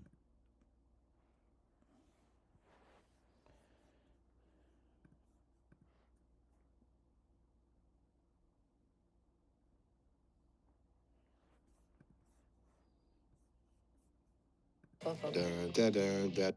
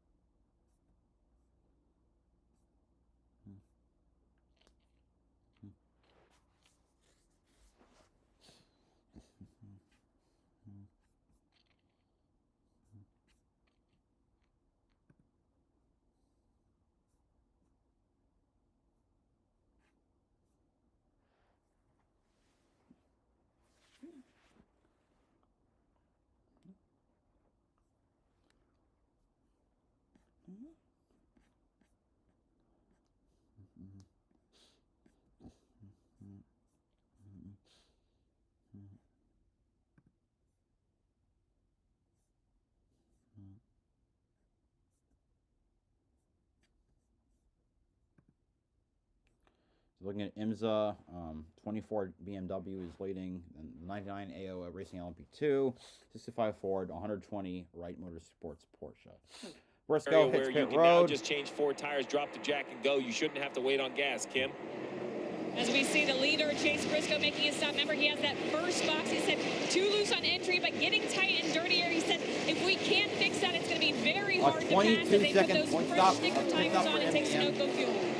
There were some subpar performances earlier in the year from the 19 crew, but I tell you what, they have executed 2 beautiful stops today. They are getting better the longer the season goes on. Pit stops are the utmost importance. Kim. Haley's in. As we have Justin Haley, he said it feels like the fronts are coming apart on those tires. We did have some drivers after the last stops at the end of stage 1 have some early cording, so we will check those tires when they come off of the 7 car, Dave. Chase Elliott on pit road now, lost positions 8 and 9 to Dillon and Bell. Slight adjustment here. He said, I feel like I have to lean too hard on it to get my trust in it. He's gone. Waiting on these guys at the front. 52 to go in stage 2. These guys being Keselowski and Blaney. Cindric is staying with them. It's really fascinating the decisions some of these teams are making. There's so many different ways to kind of chop this race up. Dave. Logano on pit road. And the 22 of Joey Logano is on pit road. A little frustrating here because Paul Wolf, his crew chief, told me he was pretty optimistic today, but he has gone nowhere being logged in the back of the pack. On that run, he said it was a little bit of losing lateral on it. The tires can't use the horsepower with Joey's comments. Started 14th today. The reigning Cup Series champion, and that's where he kind of just existed well, pretty much all day in the teens. Yeah, I wouldn't give up on him just yet. Never count them out. Championship driver, championship crew chief. And of cars that have pitted, remember the first one we saw on pit road was William Byron, and then we saw the 19 of Briscoe. So there's Briscoe, but up the road a little bit is the 24 of Byron. So of cars that can make it to the finish, Byron is leading theoretically the race. We still have to see a bunch of guys pit and where they cycle out, but Byron was 3.3 seconds back when he pitted. That early pit stop, fresher tires has allowed him to leapfrog the 19. Nice. Byron got ahead of Briscoe. From Hendrick Motorsports, driver of the 24. Had a good run going last weekend at Indianapolis, but ran out of fuel late in the race. Here's an example of new tires versus old tires. The 71 of Michael McDowell on much fresher tires, able to easily get by the leader. Oh, very thank important God. because he was that 2-lap down threshold we were talking about, Jeff. That would have been a bad time for a yellow for McDowell, Dave. Christopher Bell on the last stop needed a little grip late exit. We knew that. Slight adjustment here because the 20 was actually picking up places, picking up speed, looking good in the middle of that run. Yeah, Christopher Bell was following the lead of Austin Dillon on their way by Chase Elliott. So the Rheem Camry leaves its pit box. We go back to the front. Keselowski, Blaney, Cindric. So when are we going to see Hamlin this lead trio would come always in? run these types. A If long tires time from actually now, make I a believe. difference, I think they're going to run these things then until they'll need run gas. it long. So I and would then say another pick up and then use their 25 new laps tires at this to point, unless they make up the just positions. feel they could potentially wear a tire all the way through, Marty. Chastain, Yeah, it's crazy. You don't normally see a green flag cycle be this long. Remember, Bubba Wallace started this green flag cycle at lap 139. Here we are way later in the run at lap 165, and Ross Chastain hits pit road, has slowly been making his way forward. Car just a little bit too free at the end of runs. Phil Surgeon making the call to bring him down. When does Keselowski, Blaney, Cindric, all these guys make their move to pit road? Still on the track so far. Several drivers ago, we showed you a bottom screen shot of Carson Hocevar in the 77 in the minor Chevrolet for Spire Motorsports. Hocevar, the 22-year-old from Michigan, has been very quietly and effectively running in the top 10 all day. And at the time when he pitted, Jeff, he was in the top 5. So he's just been quietly existing behind tires where all the action's been happening in the top 2, top 3. But this has been a very productive that might run for save this Carson race Hocevar. for me. He's been fast all year. Just lately, haven't been able to make it to the finish of a lot of races. But they have had good speed, and he's learning how to be a cup driver. Young race car driver with a lot of promise, a lot of potential. Coming into this race today, Carson is in exactly the same position as he was at the same time last year with 4 to go. But there's been more, Steve, there's been more promising performances from Hocevar this year. I'm very impressed. I think he jumped over the fence of what was too aggressive. Now maybe he's a little too conservative. I think he kind of has to back down and find that middle ground. 42 to go in stage 2 here in Iowa. And there's been some separation there. Keselowski has been able to put some other cars in between he and Ryan Blaney. Denny Hamlin in that 11 car, he was way up the racetrack the lap before in 1 and 2, lost several spots. Let's go back and see what happened. This is not limited tire. Gets in the corner. Out of the groove. Oh, we got a wreck, SVG. 88 of SVG has spun around, and this is going to be a big switch in all the strategy moves. This is what the advantage is of running long at racetracks where you can. Keselowski, Blaney, Cindric, Gibbs, all the drivers that stayed on the racetrack are loving this yellow. Unfortunately, SVG not loving it. Heavy damage to the 88. He wanted a caution. He just didn't want to be in it. Yeah, running 8th with the cycle. First caution, natural caution of the day. Yes, sir. See it over and over this weekend. That's been the trouble spot. Just a few laps before, Denny Hamlin almost did it. And this is just, you know, you heard Marty talking about it's rare that you see this big wave of pit stops, but the tire and the lack of tire fall off, the length of the track really opened up this opportunity to run long. You know, William Byron will get the free pass, and then a whole bunch of cars will take a wave around. But remember, it's going to be lead lap cars, then lap down cars, then the free pass car, and then the wave around cars. So while you may get your lap back, you're going to give up all your track position. It's a big advantage for some teams that were struggling a little bit. You know, Reddick talked about struggling. Jones didn't have the speed he had yesterday. Bowman, he had the pit road penalty. Busch, he actually got a lap down and got it back early. He was making good progress after that. But Suarez, Buescher, Custer, Priest, all of those, this is a big break for him. Yeah, so if you know, remember that McDowell getting back from 2 laps down to 1 lap down? Little things like that are going to make a huge difference. So first caution, non-stage break caution of this Iowa Corn 350 powered by ethanol. So now all the leaders will come to pit road. Everyone you see on the left side, 73 laps on their tires, they'll all come to pit road from Keselowski to Priest, so the top 14. So far, so good for the driver of the 6. Brad Keselowski answering the challenge of a win is needed to get himself in the playoffs. And he has been at the front of this race, either leading or top 3 for the majority of this Iowa Corn 350. They cannot have pit stops like they did on the first stop. You cannot give up that many spots on pit road. 11.3 seconds. Cannot give it up. Here's the RFK crew. Up against Team Penske. Let's go. The cars. Gap from the cars. That should help the 6 and the 12 maintain their position. Just lap down cars in between. Coming your way, Marty. Yeah, Ryan Blaney told Jonathan Hassler it starts off strong, but man, it just goes way too free at the end of the run. I need more stability on entry and exit. Jeff mentioned that Brad Keselowski's crew lost him 4 spots on the last caution flag stop. We'll see what they can do here. He said it fired off tighter, but at the end of the run, way too free, Kim. Gasly going in the left rear of Blaney beats Austin Brad off pit road. They said just a little bit free on that. He said it was better on the long run as they take the sticker tires. Blaney, Brad, Cindric. See Austin Cindric go by your screen there, by Barry, left to right Hamlin, on your screen. Reddick. It's been a very productive day for the Talladega winner earlier George. this season. Can he be in the mix when it counts? All right.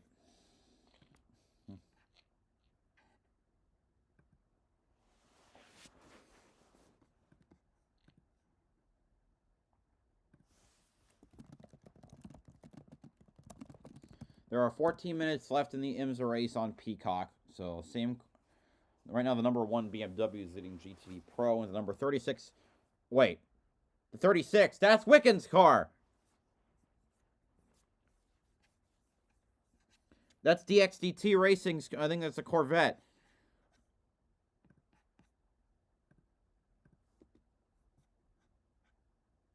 Yeah, and then.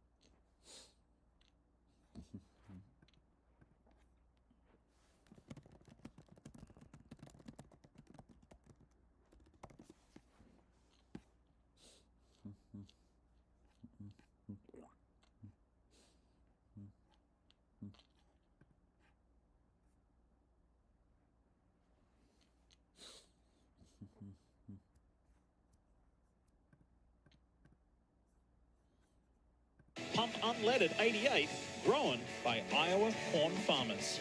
Like the corn. Oh, yeah, they're getting in the spirit. In a packed house here at Iowa Speedway, just year number 2 for the NASCAR Cup Series here at this less than 1 mile oval that has given us a pretty interesting race so far today. All those cars you see right there are waving by the pace car. So basically what happens is, because they chose not to pit and the leader was scored behind them, they kind of get their lap back for free. So that includes, you see it, William Larson, all these guys right here. If not, the leader would be restarting like in 22nd on racetrack. So they send all those guys by. 19 waiver rounds, 11 of them back into the lead lap. Remember when they used to do that? Oh, yeah. The leader was running like 15th. My head would explode. I couldn't quite figure out where all they were supposed to be. But 19 waiver rounds to your point. So now let's get them all choose up. Let's find Byron. He's going to be the free pass, which is going to kind of be in the middle of the pack. Good break for Byron because he now has fresh tires and full of fuel. You know, and then behind him are the waiver rounds. So a lot to go on. What you need to know, though, is there's going to be 34 to go to win the stage. Blaney took control on pit road. There's Byron right there. And you think he's way in the back until you see all the cars behind him. There were several issues on pit road. Let's show you what went down on that latest round of stops. Kyle Busch blocks in the 48. Kyle right rear hanging out, which is legal. I would have loved if I was the 48 that he would have got a little further in his box, but hey, Kyle Busch did everything he was allowed to do.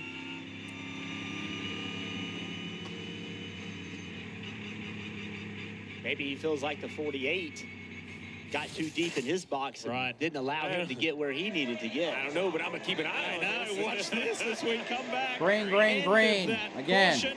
Let's Iowa. go. Ryan Blaney chose the outside on the choose, and Works out for him. Keselowski's on the inside. Here comes Team Brad's up Penske's to the Austin inside. Cindric in that bright yellow. Oh, good run for two. Brad. On the Come inside on, of him, get him on for the Wood turn. Brothers is Josh Berry.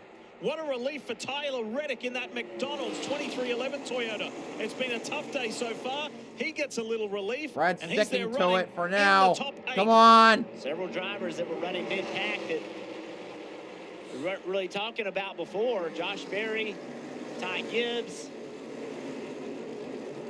Suarez. Reddick there in 7th. He's hated his car all day. Says he has brake shake. He's down middle 3 wide right there with the 43 to his left side. The 6 and the 12 side by side. There's that 3 wide battle. Look at Jones. Into 3. Reddick slipping up a bit. The orange car is Daniel Suarez. Here comes the 48 Ally Chevy. Oh, come on, Brad. He's been able to clear himself from Kyle Busch, or has he? Kyle's down on the low line. Reddick gets kind of hung up there. Here they come. They're swamping him. And problems for the 11 of Denny Hamlin. Oh, Kyle Busch making it 3 wide on the bottom. Battle for the lead. Keselowski trying to get underneath Blaney. It is happening everywhere here at Iowa Speedway. Ryan Preece now comes back up into the mix as he tries to go around the outside of Reddick. Oh, we got a car spinning. Cody Ware. Problem for Cody Ware. All right, who was leading the 6 and the 12 when the caution came out? Clearly it was the 12. And Cody Ware spinning down the front straightaway. Pass.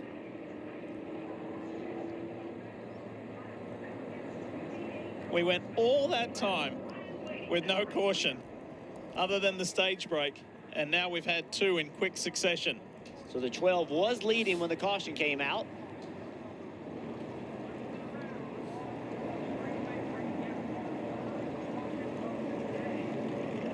I think this is an opportunity for a lot of those wave around cars now to kind of play the game of leapfrog. So I do think we're going to see some cars pit on the back half of the lead lap.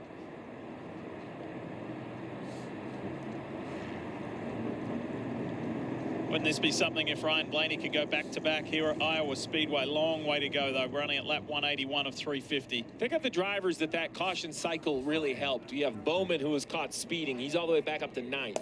Kyle Busch in that backup car was a lap down earlier. Helped got out the free by pass. the Both by of them were on the right side. So it's scoring grid on the left side, you see they're running 9th and 10th. Really nice work by both of those teams taking advantage. But the driver of this Cheddar's Scratch Kitchen Chevy, Kyle Busch, even before that caution, was making really good progress. Yeah, he made up a bunch of spots, struggled early. This is what happened. You see Cody Ware in the back of the pack on the front straightaway. He had trouble on the exit of turn 4. Ended up spinning late. Kind of a single car incident. I think the front group is going to stay out. Stage is too close. Tires don't really matter. The back out at that stage break is all I'm saying. That's what I'm thinking. That's Randall Burnett. I think what he's saying is correct, which is pit now, take tires and fuel, and in 20-something laps, you stay on the racetrack because you're in a position to only stop one more time. Now, the challenge is, does Blaney and Keselowski think they could stay out at the stage end? Because remember, they pitted under the last yellow. So it's going to be a very mixed up group of strategies. Front 10 are probably going to stay out, no doubt. Who's the first guy to jump to this other strategy? No takers. See, they think all the leaders are going to do it. There you go. Briscoe, all the cars that pitted under green had to take the wave around. There's no reason for these guys not to pit. They have the older tires. Dave Burns is there. Dave? In the 9 pit, Chase Elliott said, I'm not scared to lose the positions now. If this is what you think is the right move, Alan Gustafson, let's come in. I am not afraid. They did it. 4 tires, Kim. Yeah, when this caution first came out, Cliff Daniels, crew chief for Kyle Larson, said, I'm debating on pitting. Left it radio silent till pit road open on the last second. He said, pit, pit, pit. They are trying to make it on just one more stop after this. They'll take fresh tires, as well as the 19 there on the bottom of the screen of Chase Briscoe.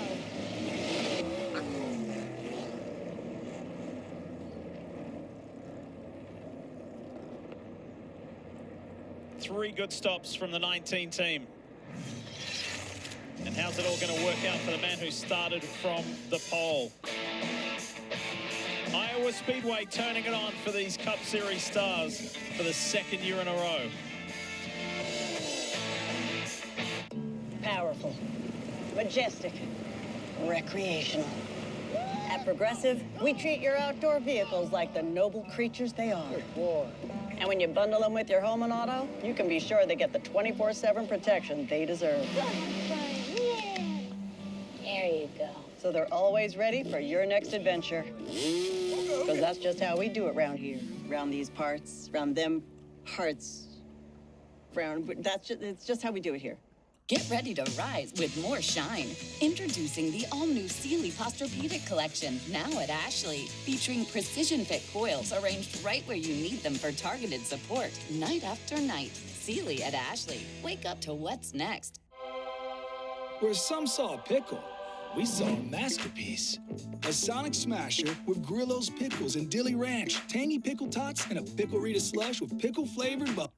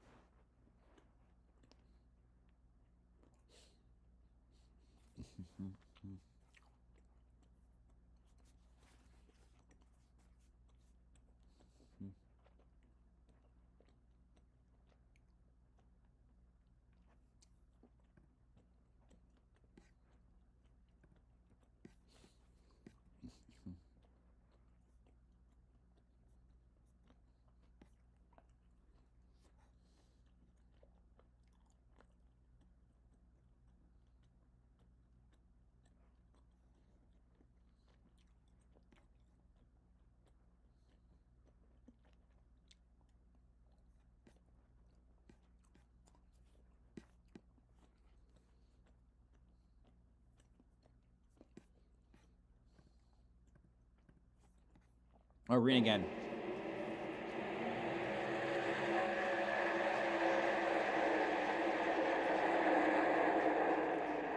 What always appears as an executed pass not always comes to fruition. Case in point, in the top box, Blaney comes back.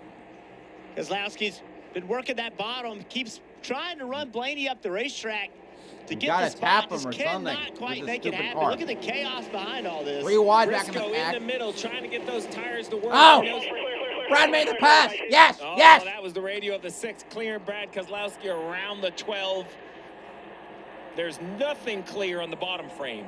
No one's clear. I guess Bell's a little clear at the moment. Updated points as they run on the left-hand side of your screen, but that's going to change a lot between now. Manager rest, tires there. Manage your tires. So tire wear is a little bit of a conversation. We've seen some cords on pit road and some of the right fronts. Nothing so alarming as we go on board with Bubba Wallace, Toyota onboard camera. 4-4 but in the it's field. something to keep in the back of your mind, because the way this race is playing out, I think some teams are going to stay out and try to stretch a set of tires. So, you know, wear is never an issue till instantly it is. Jeff, that's kind of what happens, right? Kyle Busch on Denny Hamlin. This is for 8th. Kyle's car is better than it was at the start of the race. There's no doubt, but it's still not exactly what he needs. You're tight clear behind the 11 if we need it. He's still half off of him outside even 11. What a day, what a comeback by that. Wait, Busch is in 9th? For Richard Childress almost Racing lapped. Kyle Busch. Kyle needs That's to if get he this was passed lapped because earlier. Reese has jumped up on the outside. Look at Kyle just riding it way down in the corner, trying to get momentum through the middle. Scotty clear here. Ooh, got it. I love that. Take it. Means you're clear, but, you know, it's aggressive. Denny's not going to love it, but you need to take it. It's just how it is today. Just the racing is ultra aggressive. There is terrific racing everywhere. In the pack, either at the front, mid-pack, in the top 10, in the teens, it's everywhere. Priest almost coming into contact with Denny Hamlin. Oh, no, that 3 wide on the bottom left. Priest got it. Denny was thinking 3 Here wide. comes Now he's Byron. turning the thing almost up out of the groove. He's going to lose a spot to the 24 of Byron. Denny is just not comfortable with his race car. No, he sounded that way in pre-race. He's like, man, I just didn't have a good race last year. I wasn't great in practice. I don't have a lot of experience at this track. On board the Bob's Discount Furniture, Toyota Camry and Denny Hamlin. That's Suarez that you're looking at. Denny's currently in 12th. Marty, talk more about Hamlin. Yeah, DJ mentioned how the drivers have their hands full and count down to green. It's been a rough weekend here in Iowa, and Denny Hamlin would echo, yes, it is edgy behind the wheel. Listen to the radio. Yeah, okay. Yeah. So on an edge, it's definitely better. Rear group is 100% better. Just chattering like crazy. Yeah, Jeff, I've never heard so many drivers just talk about how sketchy and on edge they are, and Denny Hamlin proves that on almost every run, losing spots at the beginning of the run, as you mentioned, when in theory you should have the most grip. A lot of drivers talking about chattering, and what that means is the tire is actually bouncing across the racetrack. And when it's the right rear chattering, it is out of control. Imagine driving on ice. Back of the car is always trying to spin out. Problem is, these guys are doing it about 160 miles an hour. I wasn't expecting the second half of the radio to be 100% better after the first half of the radio. That just tells you how much work these guys are putting in. Austin Dillon in the 3 car, currently leading the lap 182 brigade. Kind of split strategies, 10 laps fresher on fuel and tires. Not a huge advantage, but just worth pointing out because he is the front of that strategy, currently running 14th. Come on, get Suarez. Dave, what you got? Well, at the back of the 172 strategy is the orange car of Daniel Suarez in the 99. Just checked in with his bunch. He's been pretty happy with the car most of the day, but of course, that strategy getting him where he is now, they don't want to keep that track position. And if it's any indication, remember how good the 3 has been, the 99's running right with him. That's a really great point, Dave. Jeff, the Get Bioethanol number 3 for Austin Dillon. He's proven time and again that if he just keeps chipping away, he can drive his way through, make positions. It's been a really encouraging run for the driver of the 3. It has been. Carl and Richard Childress several weeks ago made it clear, publicly made it clear on the radio toward the end of a race, we have got to make these race cars better. It's not a race car driver problem, it's a car problem. I mean, and Jones sucks. He just made the pass Suarez. You know, I heard a bunch of people discussing it and writing articles about why would Richard say that on the radio? Because he knows everyone is listening. Yeah. Like, that's a count. Like, RC is just a grinder. He has a strategy to everything he does. It seems like there's a decent response right here. What is he at? Busch in 8th? Dillon in 13th. It helps when you have really strong feelings about a track, and there's lots of positive feelings for Austin Dillon here because he's been coming here for years. He won in trucks here. He raced ARCA. He raced Xfinity Series. We spoke about that. He raced Xfinity as recently as yesterday. So positive vibes, and that's going through to what's happening. There's Richard Childress. There's his grandfather. That guy wants to win. He's dedicated his whole life to winning races at the Cup level. And if you think about Richard Childress, many of his counterparts that he raced against as car owners, they're not here anymore. I have a record of the most successful teams continue win. to make stuff happen no matter what changes happen in the sport. RCR has he's a 117 fighter. Cup Series wins. Okay. And he likes his drivers to be that way as well. Let's have a look at the restart with a focus on the drivers of the 9 and the 5. Chase Elliott, Kyle Larson. Oh, the 9 makes what the hell? Jesus Christ. We're teammates. What's it in wreck? But goddamn. You see why. The middle opened. Chase Elliott went for it.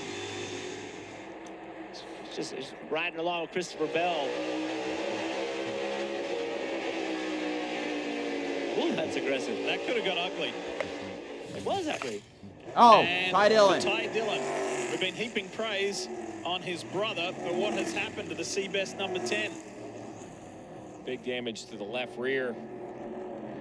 Brad Keselowski had stretched the lead out to over 2 seconds. He also ran the fastest lap of the race about 6 laps ago. So that 6 car has proven to be as fast as we all thought it might look early. Let's see what happens on the outside of the 34 of Gilliland. Todd. Oh, boy. Todd got loose. Loose, yeah. Got loose underneath Ty and had to go up, chase it up the racetrack. And unfortunately, Ty Dillon paid the price. Ty Dillon's not going to care that Gilliland got loose. He's going to be very. All he knows is he drove in there, leaving the guy to his left a full lane, and he was around backwards. It's a great shot of it right here. See right there, the car transitions through the bumps, and Todd just could never turn it and get it to the bottom. And Ty Dillon, wrong place, wrong time. He told me yesterday how much he has enjoyed this 2025 Cup season, being back full-time in Cup, having commercial partners who are enjoying their time being associated with him.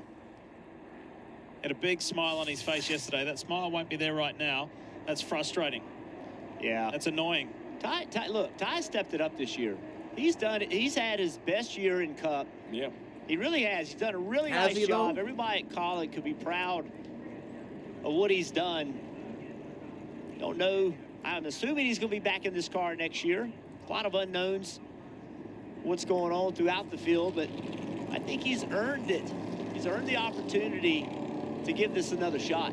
Well, and what he's earned is companies like Hy-Vee on the side of that thing and Seabest to say, you know, we want to be a part of this organization, right? Colleague Racing has improved enough that I think their partners can see it. You know, they're giving something to bring into those boardrooms and to try to sell. Now, this will be interesting with 5 to go. Pit road should be open this time, I imagine. So we probably will see a couple laps sprint to the finish. But the problem is staying out and winning the stage might be costly in the long run for strategy. Going to see a lot of mixed calls on pit road. I see a lot of stressful crew chief faces and a lot of pit crews stretching and warming up. I think the 6 stays out. I think he's committed. Oh, yeah, I like that move. A whole lot stuck with him. That's the 10 damage. First car on pit road is Byron. Hamlin's right with him, and here is Denny's view. Bubba Wallace coming back in. Hocevar ahead of him.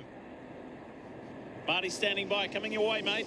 Pitting here with 4 to go. Obviously, they won't pit at the end of the stage, but it gets them more in line with the others who pitted before. Hamlin's in the car just still way too free. William Byron there on the left hand of your screen. There was some debate on whether or not to come down or stay out. Ultimately, Byron made the decision. He felt like tires could be worth something. That was asking after what Austin Dillon and Kyle Larson were able to do last caution on fresh tires. So they think stickers are actually going to help here. Well, I love that they think stickers are going to help because that means it's going to be interesting. Yeah. What a dramatically different second stage to stage 1. Thank God. Just that smooth, rhythmic opening stage. Good racing, no cautions. And this has been very much a stop-start affair, punctuated by multiple cautions. We saw the 10 on pit road. I just want to point out NASCAR created what's called a quickie yellow, which opens up pit road for both lap down and lead lap cars. They can do that in instances that they want to get back racing quicker. So for that reason, we're going to come to the choose right here with 3 to go, take the green with 2 to go. If they wouldn't have done that, we'd have run around for 5 more laps and finished this stage. Little small things by race control to try to get us back racing. Does make pit road clogged at times. That was a good time, though, with very few cars choosing to pit. Also, when that caution came out, Zane Smith was the first car a lap down, so he goes around the pace car. He gets back in the lead lap. All right, we've got a switch on the choose. Last time it was Blaney on the high side, Brad. So this is good. We'll see what difference this brings between these two guys who have seen a lot of each other in this race. Ty Gibbs tucked in behind. Cindric in that familiar 2. What could go wrong? 2 laps to go. Let's see. And Kyle Busch right behind Alex Bowman after their most recent pit road kind of frustration with each other. Well, we know how important track position is, and I know some fans at home may be thinking, hey, why would you put yourself in jeopardy to try to win a stage? But it's about keeping track position, not just winning the stage. Yeah. You lose it on the track, it's the same as losing it on pit road, right? So you have got to be aggressive. I think we've been remiss to give Eric Jones maybe enough credit. He's having a good run in that legacy Toyota. So let's see what the end of this stage produces for him, because Eric's running in 7th at the moment in the Legacy Motor Club. Here we go, green Let's again. Go back racing. Here we go, 2 to go, stage 2. Let's finish it off. Whoa, there goes Busch Blaney trying to dive to the inside. Busch on the inside of Bowman. Carson almost wrecked the Keselowski holds the lead. Cindric the 3rd. On the inside. Someone comes back going to 4th. Is that? But what a start that was from Busch. Busch has gone down onto the inside. Kyle Busch. And he's now Gibbs on his outside. Meanwhile, the cars come around for the last lap of stage 2. 1 lap to go in this stage, presented by Credit One Bank. Keselowski hitting the... Ah! Hose the bar! Doesn't save it. Slides to a stop. Still under We're green. under green? Really? Yellow, yeah. They're actually letting them race to the end of the Because we're coming stage? back to the Thank end of the God. stage. All NASCAR's right, gonna let the stage Keselowski finish wins under stage green. 2. Blaney 2nd, Cindric 3rd, Gibbs 4th, Busch 5th. Sweeps the stage Ferry so 6th, far today. Does Bowman Brad 7th, Keselowski. Jones 8th, Priest 9th, and Austin Dillon Carson 10th. got rolling. Yep. I'm assuming NASCAR was watching him. They saw him come off the wall, and they're like, hey, we feel like he's going to get rolling. So they let it go there was green. going to be a caution at the end of the stage anyway. It has been a long time since Brad Keselowski has swept the stages. 6 years, in fact. So what a productive day, positive day for the driver of the 6. Look, mid-pack.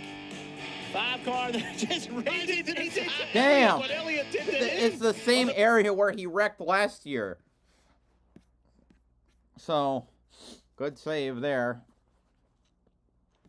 The first time, apparently, said Keselowski has swept the stages since Martinsville in 2019.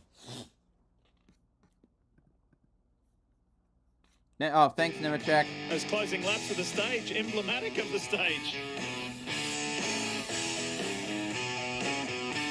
Look at that hottie, the Takis Fuego meal. Wendy's spicy chicken topped with crushed Takis chips and Fuego. All right, I need to go actually cycle some laundry.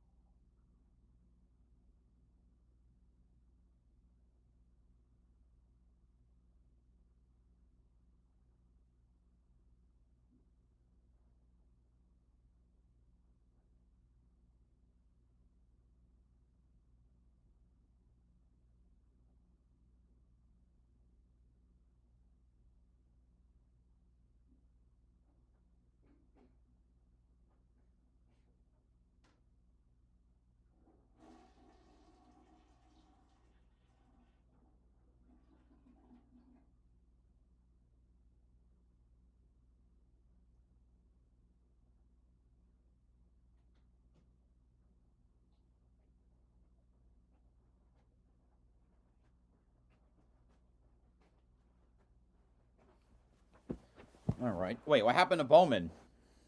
On board with one stop from here. These guys have had to be pretty gritty today on this short track experience in Iowa. But who's going to be the tough one when it comes to the checkered flag?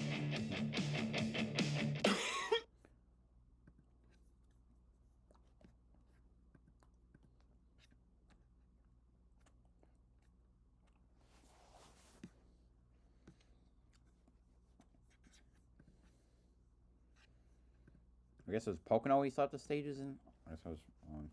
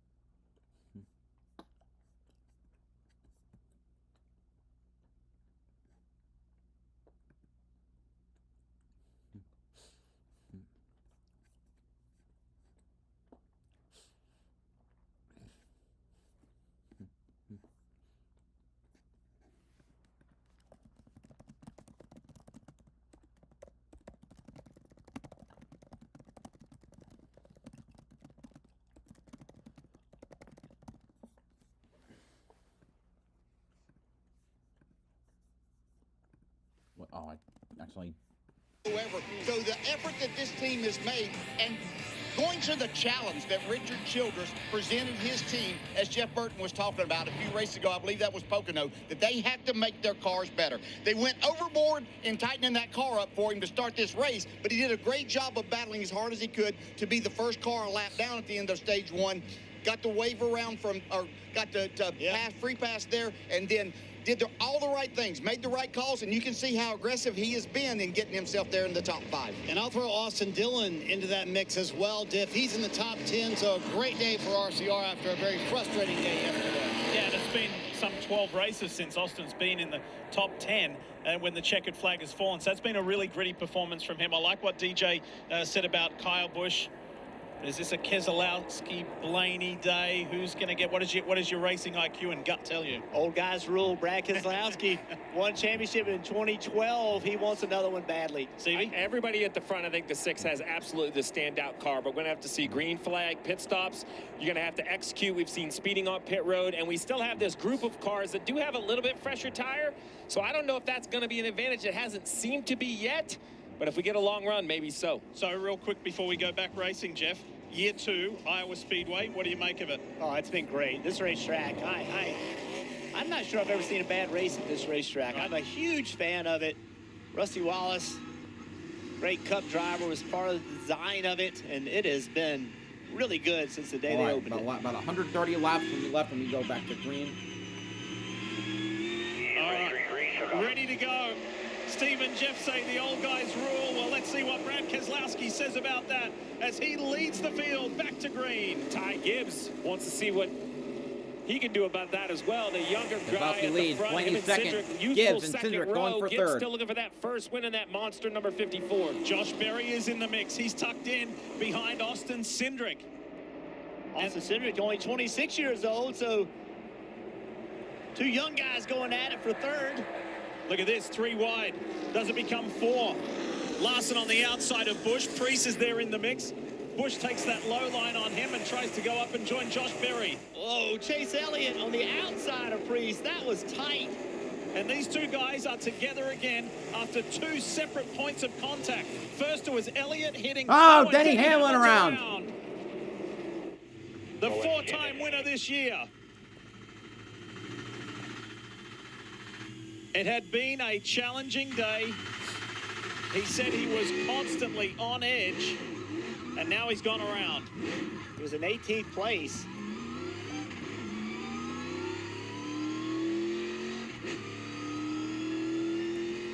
A balance adjustment here. What adjustment? Here's what happened. He starts wild. 4 wide at this racetrack. It's typically not going to work very well. Just not enough room. Contact with AJ Allmendinger, and I think honestly trying to keep from spinning Allmendinger out, almost spun himself out. He saved himself. And the Dinger did a good job to keep it off the wall as well. There was 2 of them that were going to wreck, and somehow Dinger didn't. Middle of 3. Hang on to it there. Hang on to it. Denny just, when they made contact, Denny just turned the car left. You know, he didn't ever like turn it right. In my eyes, he just was looking out for AJ there.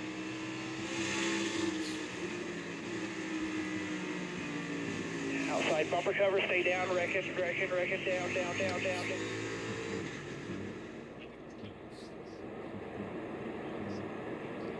Good job from Michael McDowell to avoid him as well.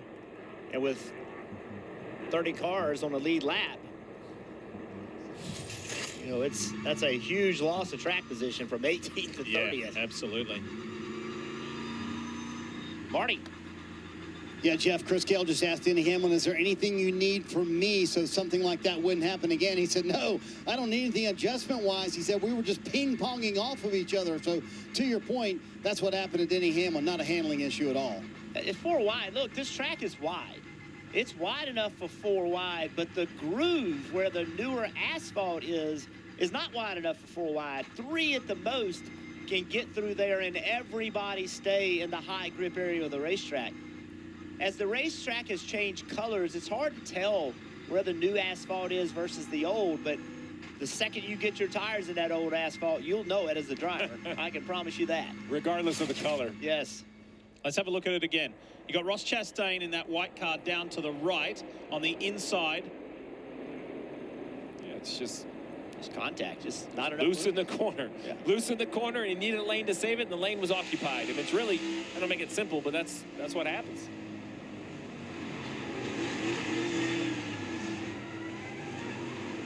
Fortunate no contact as far as with the wall there. I don't think there's any damage to the 11 car. We know all too well what a short track specialist Denny is, and his last non-top 5 finish on a short track, we're outside, ironically, coincidentally, was here a year ago. Sorry, Diff, I was going to say we're outside of the fuel window, but that is the norm anymore. We think they can go 115, we got to go 126. A couple yellows, you might be able to make it all the way. So this is signature Joey Logano. Why wouldn't you pit outside the window? That's their move all the time. But Jones pitted from all the way up inside the top 10. So I think you're seeing guys saying, hey, this might be our last pit stop. 17 of Buescher has a little bit of a struggle leaving around the 77. Yeah. He just had to pause. Here's Chase Briscoe. And Chase Briscoe, if they weren't going to have a bunch of cars in front of them come, they said, we need to do the opposite. We'll come. James Small telling it's going to be close to his driver, so it looks like they might try and push it on fuel. Well, let's remember, that's how Briscoe won Pocono. Now, I don't want to take away the type of car they had. They had a great car. But a miscalculation between driver, crew chief, Jack Van Fueler, the car leaves about 2 seconds short on fuel. Briscoe does an amazing job of keeping the lead while saving gas. Went to victory lane at Pocono. We'll see if the gamble pays off here at Iowa. One more look at how Denny Hamlin went around, and A.J. Allmendinger kept it out of the fence. I have type 2 diabetes, but I manage it well. It's a little...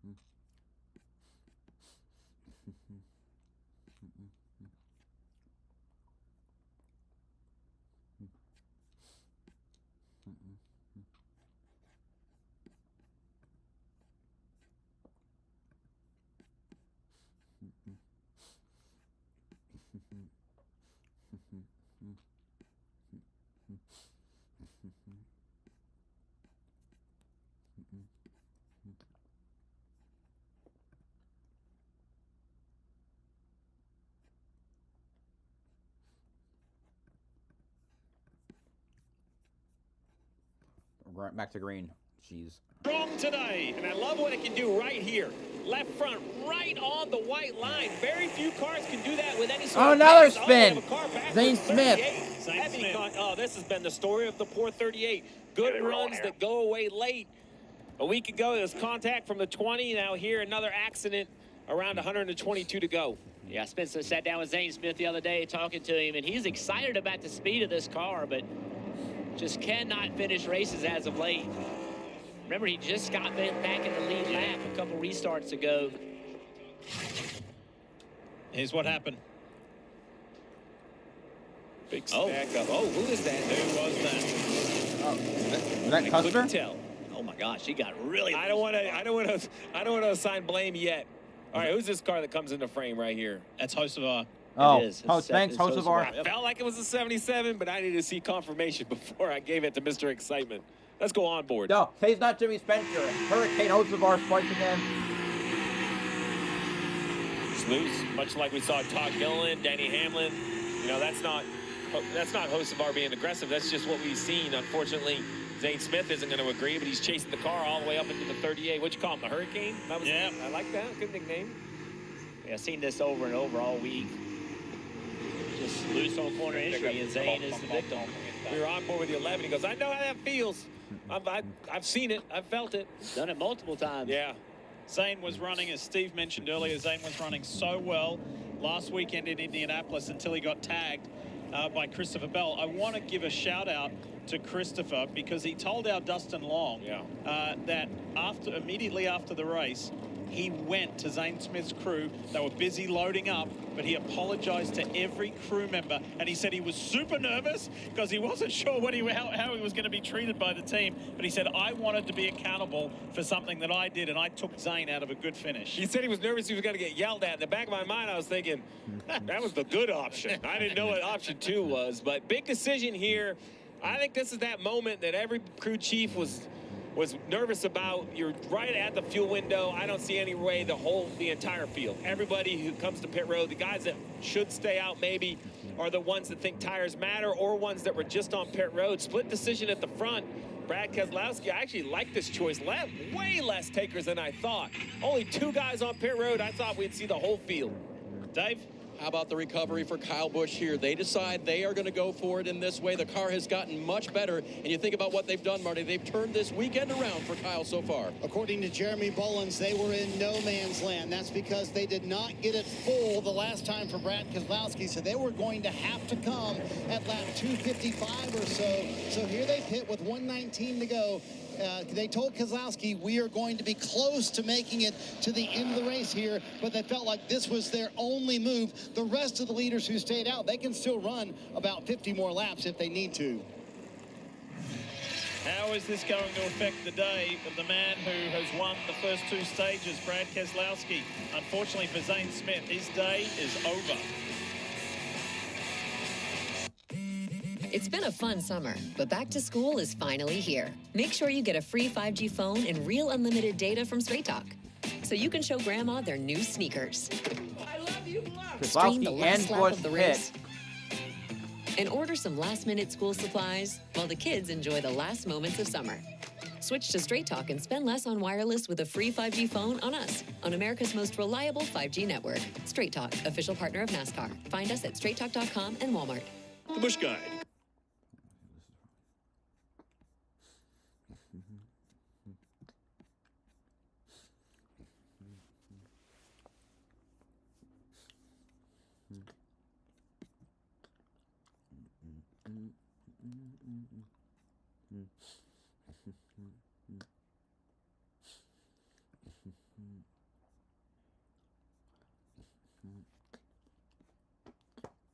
So it was Martinsville. I was right before.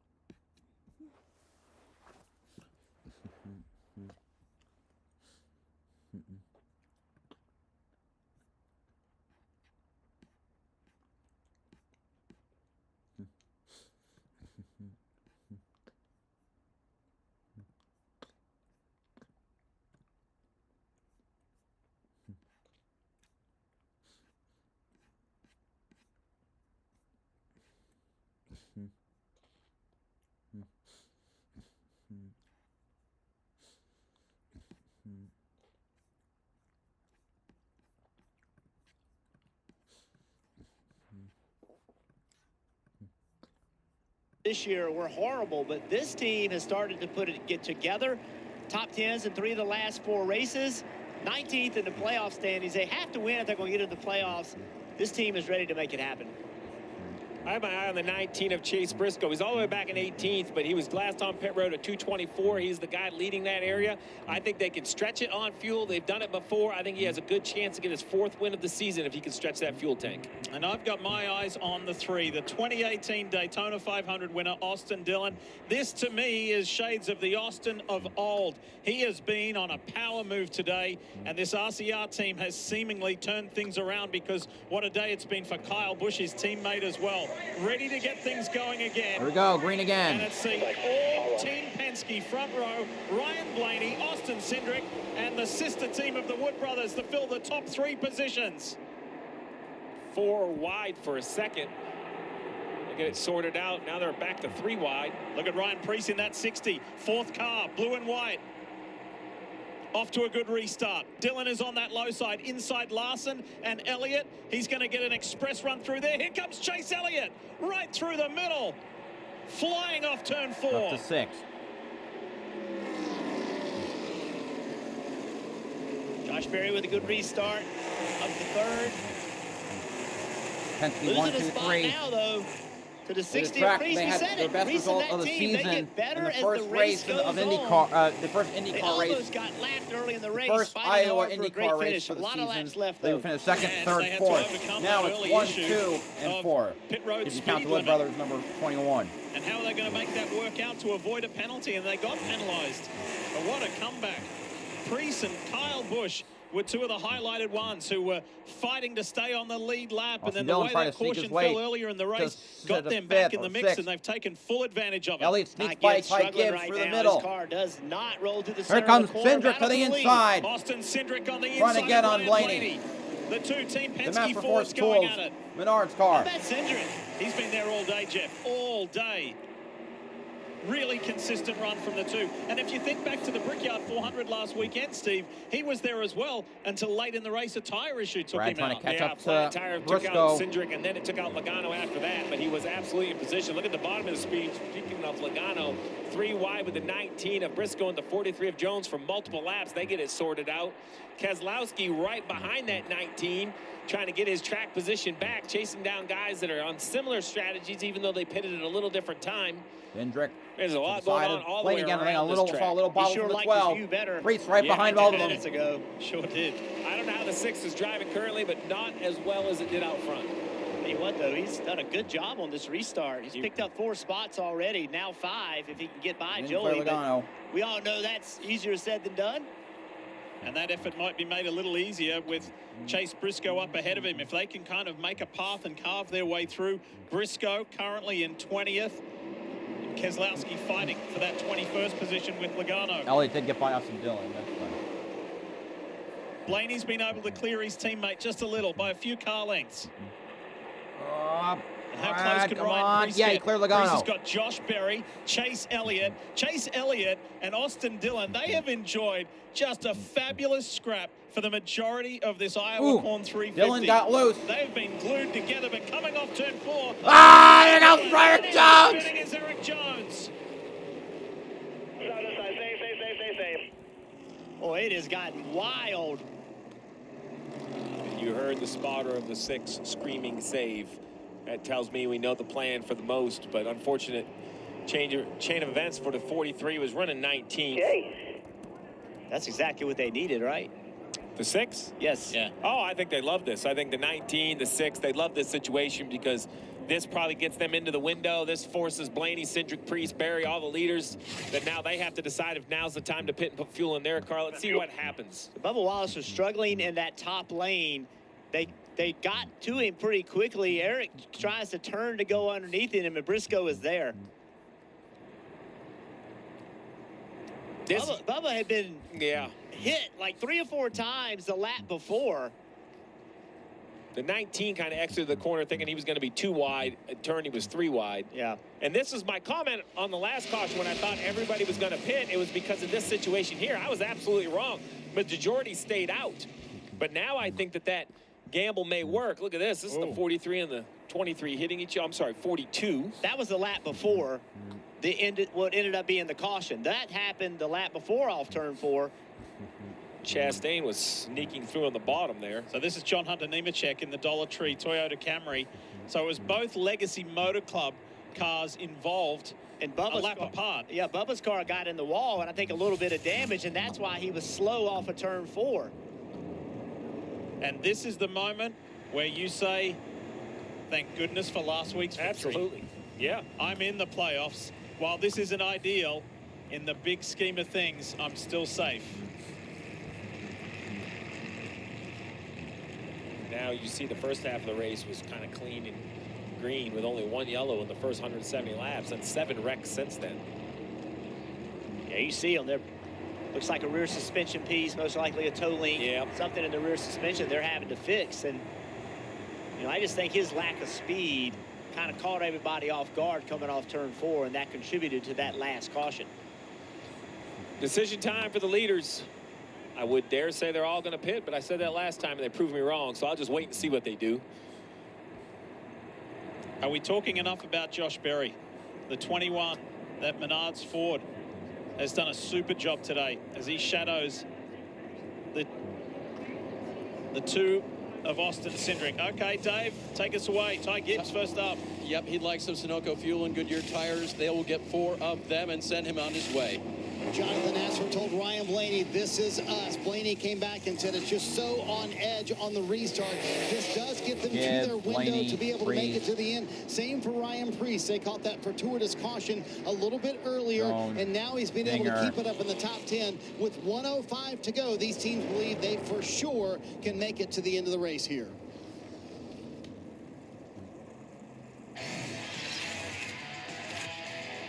This is what put us under this most recent Thanks, Briscoe. caution. Contact between Oh, Chase man, I was Briscoe right in and front Eric of Jones. Keselowski. Not malicious, just kind of circumstantial.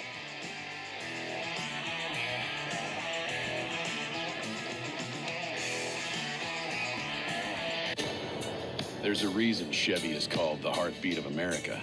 A heartbeat strong, steady, unwavering. Like the people who keep this country moving, doing what they do best. Helping neighbors, pitching in, and getting it done. For them, only America's most dependable truck will do. In every Chevy truck, like every Chevy driver, dependability comes standard. Meet the IHOP House Faves value menu. Everything's just $6. Like the Breakfast Faves combo. $6. French toast breakfast, $6. $6 for all this and all that. That's a lot of breakfast for $6. Weekdays at IHOP. One thing never changes. Life never stands still. As your family grows, things just keep getting more interesting. But you learn to roll with it.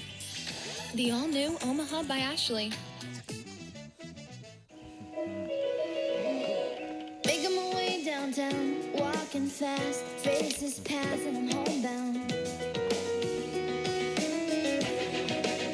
And I need you, and I miss you.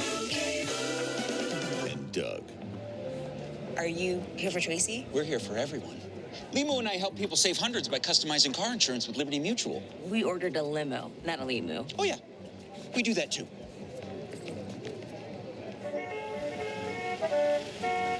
The limo? At your service. Only pay for what you need. Liberty, liberty, liberty, liberty. Where some saw a pickle, we saw a masterpiece. A Sonic Smasher with Grillo's pickles and Dilly Ranch, tangy pickle tots, and a pickle Rita slush with pickle-flavored bubbles. It's called the Big Dill Meal, and it's a work of art. Oh, Kansas. Here we go. Make it happen today. You just don't stop giving, do you?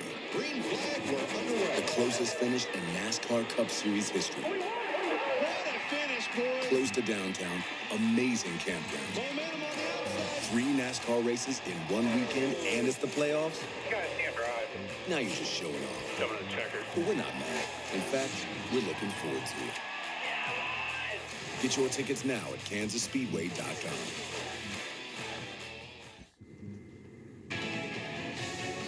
Back at Iowa Speedway and the Iowa Corn 350 powered by ethanol. Lee Diffie, Jeff Burton, Steve Letarte with you calling this action. It's the first of our 14 races in succession leading into the playoffs in several races' time, taking you all the way to the championship finale at Phoenix to crown the 2025 NASCAR Cup Series champion. But a whole lot of fun and racing and hard work between now and then. A lot of different strategies in the race. Let's listen into the 6. So if we get a yellow, we're good, and nobody else around us is. If we don't get a yellow, I need to really take care of it. Oh, I think right here we just got to go and get as many spots back as we can. Not sure we Where's can take care Brad of now? the He's tires in to make it, 14th. and I don't think it'll go green. Right? Conversation about tires. Kim, what are you hearing? Yeah, hearing that there's concern about durability, and that's why we've seen the 2 stay out a number of caution periods, because Brian Wilson said, you know, we've seen tires courting between 80 and 90 laps green. We still have over 100 to go. Well, there's your answer. I was thinking this was completely a fuel mileage event, but what Kim is saying is there are a bunch of teams down there that think fuel's one thing, but if the tires don't make it, it won't matter. Let's see, will it be fuel or will it be tires? Here we go again. Green, inside lane, not getting going that well. Blaney shoots off to the lead. There are 5 different strategies. They trying to block. Play. We get back to it. Look at Chase Elliott on the attack on the high side of Josh Berry, and Austin Dillon is on the inside. Jumping the inside of Austin Dillon really trying to get to the aggressive 21. He'll get to that bit of that inside. Elliott stuck behind the 21 in 4th. Dillon. It was a year ago at this time of the season. Austin Dillon won at Richmond, only to have that victory stripped away, and he got no pathway to the playoffs. Can he get redemption a year later here at Iowa Berry's Speedway? clear for 2nd. Elliott trying to rip around Dillon. He'll get to 3rd. 3 wide, then 3 wide, then 2, and then 2. Nemechek Chastain down trying that to low burst side. through the middle between Cedric Reddick has skipped and away. Briscoe. Pinches off. Ross Chastain in the battle. Ah, car in the wall. Bell and Larson both got loose. and Larson both hits saved the wall it. but keeps it Unreal. straight. Look how it's stacked Oh, everybody God. up. Now they're 4 wide. Larson way out of the groove. McDowell jumped out of the group too. Getting feisty Chase out Elliott there. to These restart laps P2. have Looks been like. awesome. Or is he clear though? It's been wild, but we predicted that. That's what Iowa Speedway has shown us over the years in whatever category of racing has come here. Larson on Priest now.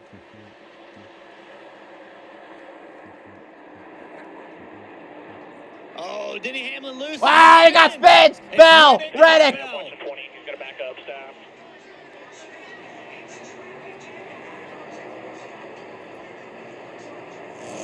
The restarts have been wild. They have been absolutely wild. The cars just do not drive well. They're just not the grip that a normal 1.5 mile type racetrack has, but this isn't. It looks like a 1.5 mile, but it's not. It is much more of a short track, and the cars just do not have grip. Well, Jeremy Bullen's words have come true where he said to Brad Keselowski, Steve, before that restart, I don't think it's going to go green the rest of the way. It has not. It only lasted several laps. What happened between Tyler Reddick and Christopher Bell? 3 wide. The 19 got loose on corner entry. We've seen it over and over. Gets into Tyler Reddick. Reddick gets into Bell. It's just been a consistent theme. Turn 1. When you're on the bottom of the racetrack, look how narrow his entry is. He turns so early. Now his angle of attack is completely messed up. Hits the bump, gets the back of the car around. The only thing he can do is chase it up the racetrack. Takes 2 on the same contact. Let's have a look from the 48 of Alex Bowman, because he had a really good view of that.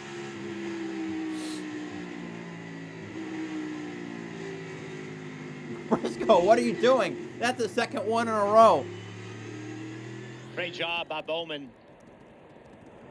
It's just, we saw it yesterday in practice. We saw it in qualifying, and we've seen it all day today. Turn 1, you better pay attention to your corner entry speed and how your car is driving. You know, it's worth discussing. We keep talking about it being a short track. Well, this is the fastest track where we run the short track aero package. The simple diffuser, not a lot of aerodynamic help, right? So most tracks, loud when we do, and maybe it's a little bit faster at times, but it's flatter and different. I mean bank track with a lot of speed because, you know, and once we go to Dover, we run like an intermediate package. It has a lot more aerodynamic balance to it. So you wonder if that, you know, we've finally taken enough downforce off these cars and these guys are completely out of the racetrack. Steve, all the no downforce fans you just made happy. Well, they're all cheering right now. Yeah, I mean, now look, I will say that everybody's still going to get out and say it's hard to pass and the tires don't fall off. So I'm not saying it's the magic ingredient. But I'm going to say if you like guys wrecking, then this is pretty much on it. Look at this. Joey Logano's thinking he might get into it. He found the magic path right there through the smoke. So many guys riding along with Bowman, you know, Logano there. You see how the smoke, it's just, sometimes you just have to guess, right? You see it start, and you make your best guess right then, and you hope it's the right one. Michael, that's the second time today that Michael McDowell has been right in the middle of an incident and found that magical path through as well. So the Spire driver, there he is in the Delaware Life 71. McDowell runs in the top 15. So it's been an eventful day for Kyle Larson, who crashed out of this race a year ago, but he is still in play now, Kim. Yeah, lost quite a few positions after that last incident, and his frustration is pegged. Take a listen to the radio. Every single mother... How much room do I have to leave people? How's my ride recorder? All that I know those guys have been hard on you, man. And he finished that saying, look, I've been trying to be a good teammate. I've been trying to be a good competitor the last hour, and it has gotten me nowhere. So look for maybe a little more aggressive from Kyle Larson in the last 95 laps. It's not often you hear Kyle Larson on the radio like that. He was looking for somebody to talk to, that would talk back to him. He was looking for some therapy right there. Yeah, but Cliff was that calming voice. Marty. Top right of your screen, Ross Chastain coming to pit road. Phil Surgeon told him a moment ago, I would love to get a caution where I think more are going to come, but I think it's going to be very few. But he felt like he had to come here. They couldn't make it. They can now, Kim. Bottom right, Austin Dillon just said, I need to be freed up a little bit for traffic.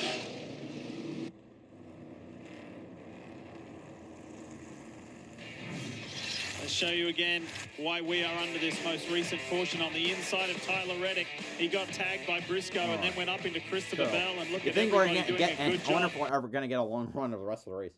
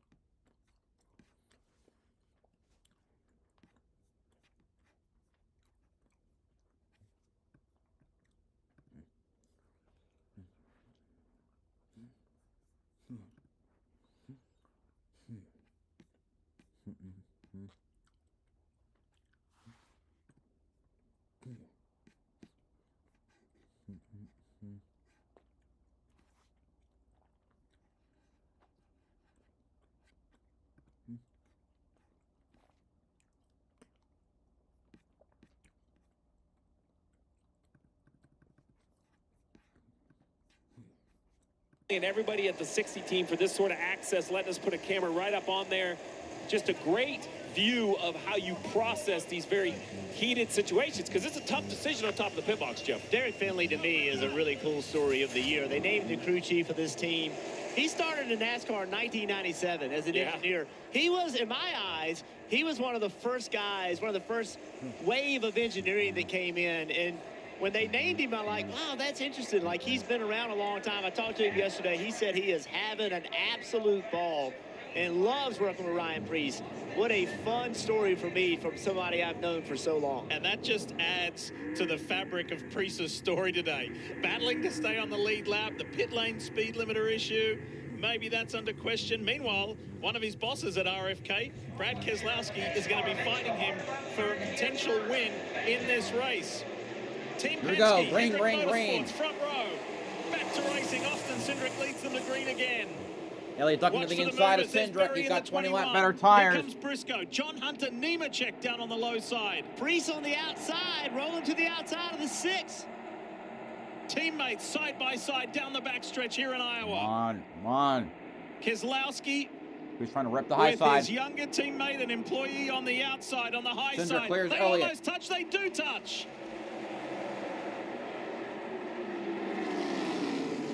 I think it's been an impressive day from the 21 of Josh Berry. Wait, will he beat back up to Lee, top I think is five? the Where'd that race come for the from? win if Damn. this runs green. 19 of Briscoe, 42 of John Hunter. Nemechek can both make it on fuel, in my opinion. Behind them a little bit further is that battle with the Nemechek's good 6 on and the fuel? 60. It's a battle within a battle, right? You have to try to go, save a little bit of gas. Cindric, Elliott, Berry Caution. all have to pit SVG for the around second again. time today. Second What time are we today, doing? the 10 88, cautions? The Red Bull Trackhouse car has brought out the caution.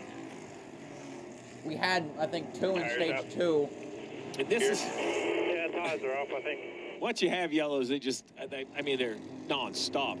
Well, and I'm Oh, trying to God. put myself in your shoes as a crew chief. race How, is brown to a halt. how in the world can you anticipate this many cautions? Right. Contact from Kyle Busch, some contact there. Just looks like a lot. He's probably already super loose at the moment. Yeah, we don't know what's going on around them. You know, there's AJ Allmendinger. What's going on right there? Yeah. Kyle Busch is into the side of the 16 as well. Yeah, so just, you know, why are we surprised? Well, I'm going to tell you, wild. you want to put you in my shoes. If you're Brian Wilson, the crew chief of the 2, or Alan Gustafson, your stomach sinks because you're like, could we please just run 40 laps and get some laps on these tires? But you know, SVG, he had that wreck earlier. He was running 16. I know. Stay out here and then just put new tires on at the end. So I feel like there's more risk in just not coming at this point. So Yeah, that's cool. All lasted. Austin Cindric, and he just knows that they're in a bad spot in this situation. So, talking about radio communications, Marty, tell us more about what was discussed between Jeremy Bullins and Brad Keselowski. Well, for Brad Keselowski, of the 5 strategies, I think it's probably 6 now, Lee, that you laid out a moment ago, it'd be a 119-lap run to the end. We have talked about concerns over tire wear if you run that long. So here was the conversation a moment ago between Jeremy Bullins and Brad Keselowski. At what scenario of track position gain would it be worth putting rights on it if they all come? Jeremy, don't take this the wrong way, but I don't want to see you again. Prefer not to see you till this is over.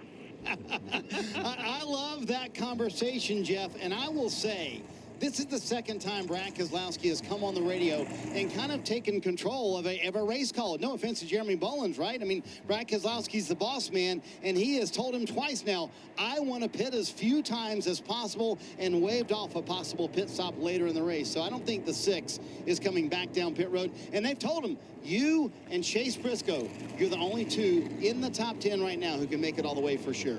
Well, Jeremy and Brad have worked together in the past. This kind of reunited this year, and they trust each other. See, Cindric on pit road here, Steve. Yeah, he had no choice, right? He was up against it. He knows time was running out. I will add, I know they think they're the only ones that can make it. I put Nemechek and Bowman in that mix. Byron at lap 206 is probably getting close with all these yellows, so it's going to be interesting to see. I mean, we're talking 40, 5 laps of yellow on some of these guys that are leading this race. Let's cover this 2 pit stop, Kim. Yeah, and for the 2 car, these cautions, this flurry of cautions went totally against what they wanted in their playbook. They discussed on what to do. They said the risk in staying is having to pit under green. The risk in taking tires now is being in the pack. Ultimately, they did decide to bring him down 4 fresh Goodyear tires, Sunoco fuel. Kyle Larson also on the pit lane for fresh tires. Yeah, watch this guy go with fresh tires. He is fired up inside that 5. We've seen him involved in multiple incidents today. Not always his doing. It's been a wild day here in Iowa. Chili's wanted to reintroduce the Presidente Margaritas to No, no, screw that one.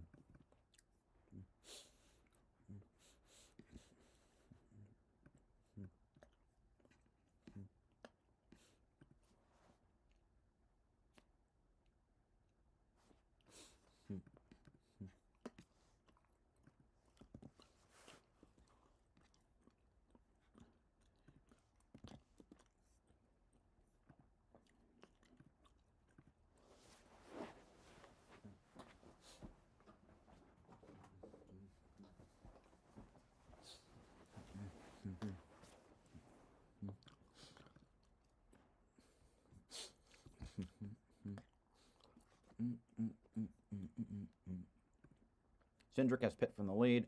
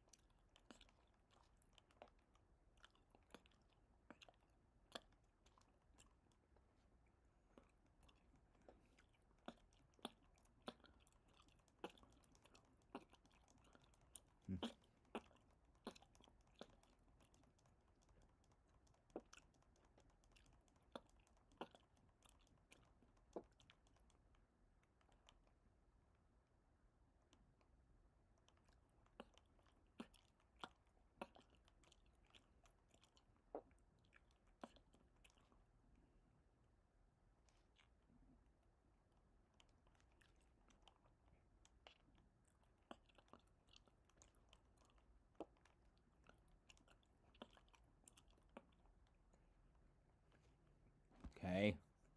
Let's go. Here we go again.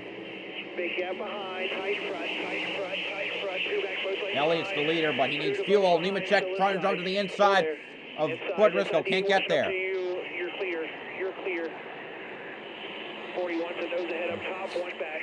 1 back for the top. You're clear. 1 top. Half top here. Just a 17. Clear up behind him by half.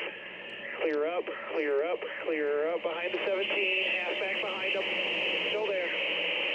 Nemechek fighting Briscoe for that, because Still there. they would be in the best position. They're both in the best position for gas. Outside even. Keselowski's right behind both of them. Door. Still there. Wait, Bowman's up to third. He's going on fuel. Still outside. Door. Still outside. Door. Tight door. Tight door. Quarter bumper. The Kendrick 1, 2, 3. Still there. Full. Bowman is leading the fuel track. Oh, come on. Ty Dillon. This is the Falling 11th racing caution. This is the straight second through the time grass. he's had a problem. On the front stretch here, and that's how you hear the caution called from spotter Colin Good God. Presley. Can we get it together, Tough please? 1-second incident that he's been involved in today. So God. it's been a tough day for the driver of the 10.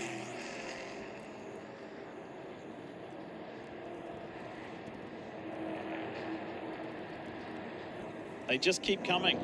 Do you know in the first 180 laps. There was only 2 cautions, and in less than, I don't know, the next 110 laps or so, there's been 9 or 10. It's crazy. What's the damage on the Xfinity quarter record panel here? with Ty Dillon?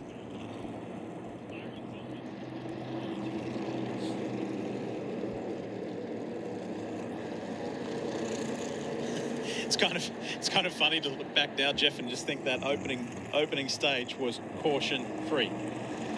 It was smooth. It was interesting. There was a great battle between William Byron and Brad Keselowski as we find out what happened to Ty Dillon. Our 11th caution of the day. It's like he just, I don't know. The record is just got 12. loose. Yeah, it's hard to tell from that angle. And it's setting first ever Xfinity race Lawson was here. the car behind. Was there contact? But there was already damage, or was it? Yeah, let's watch here from there's Bubba already Wallace's damage. car. Yeah. Oh, no. There's contact, big contact. It looked like Ty had a little bit of trouble because Larson caught him so quickly. Yes. Right, and he just didn't react quick enough and ends up spinning Ty out. Ty is not happy, I can assure you. And Larson on fresh tires and eager to go. Let out some of his frustration.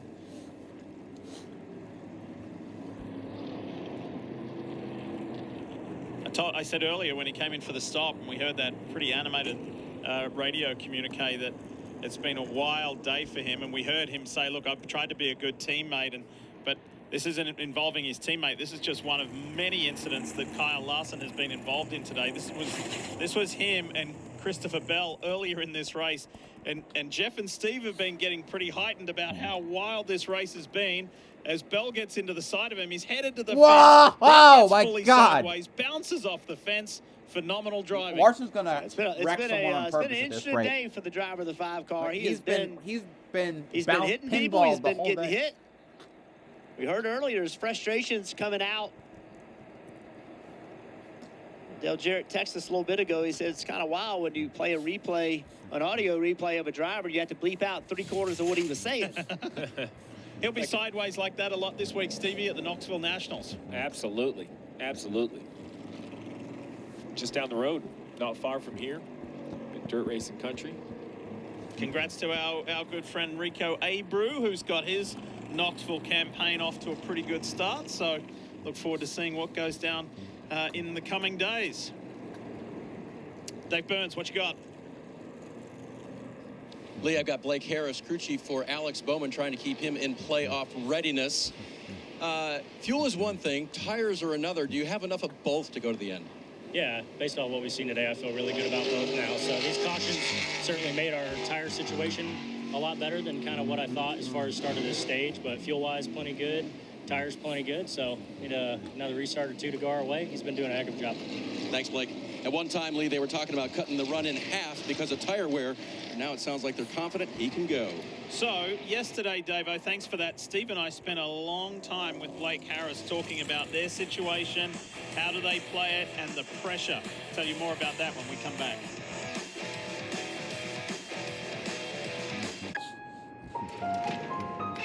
Change is always happening. It's part of life. Here at Xfinity, we want to do our part to keep one thing the same, with a 5-year price guarantee on our internet. So no matter how your other costs change, you get 5 years of the most reliable Wi-Fi, with our best equipment included, for a price that stays exactly the same.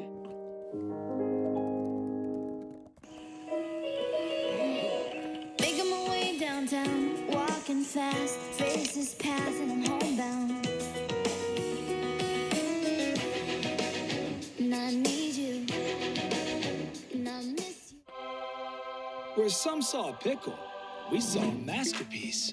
A Sonic Smasher with Grillo's pickles and Dilly Ranch, tangy pickle tots, and a pickle Rita slush with pickle-flavored bubbles. It's called the Big Dill Meal, and it's a work of art. What you want to do is save hundreds. That thing looked, Frosty looked, that's not even, I don't know what it's called, because I don't go to Sonic. That looked disgusting.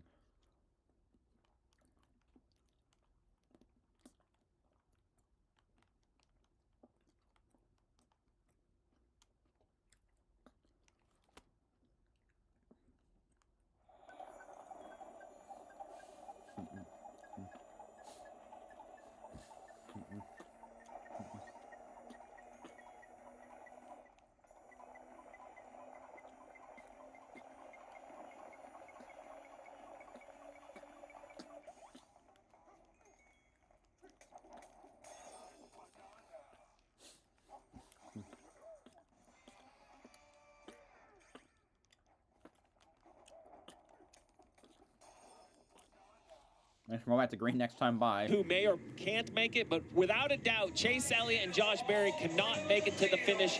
Byron Bowman close. I think Briscoe Keselowski absolutely can. That's there we really go. Green, green, green. Byron can get it. He's currently in the playoffs on points, but if he can get a win, he would be in. Here we go. William Byron leads Byron them trying to get back to the green. inside of Elliott. Now restarts to Jeff's point. Takes the lead. Chaotic today. John Bowman to third. In that green and white 42. Briscoe on the outside. Keselowski behind him. Nemechek is to Briscoe's There's inside. The of the 19 of Chase Briscoe. Brad Keselowski, what's he got?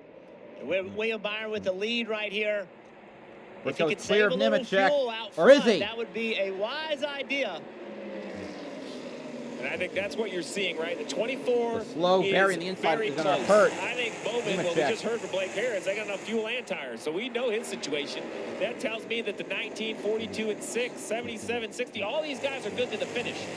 Unfortunately for Berry and Elliott, they're going to need a 30-lap run in a yellow to bring some cars down pit road. I can't shake my crystal ball and get any sort of situation where the 9 and the 21 are in position. There are so many examples in this race.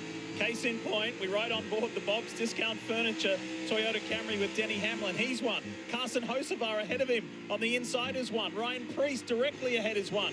This thing just keeps giving you second chances and other opportunities to stay in the game. And these three that we look at are prime examples of that.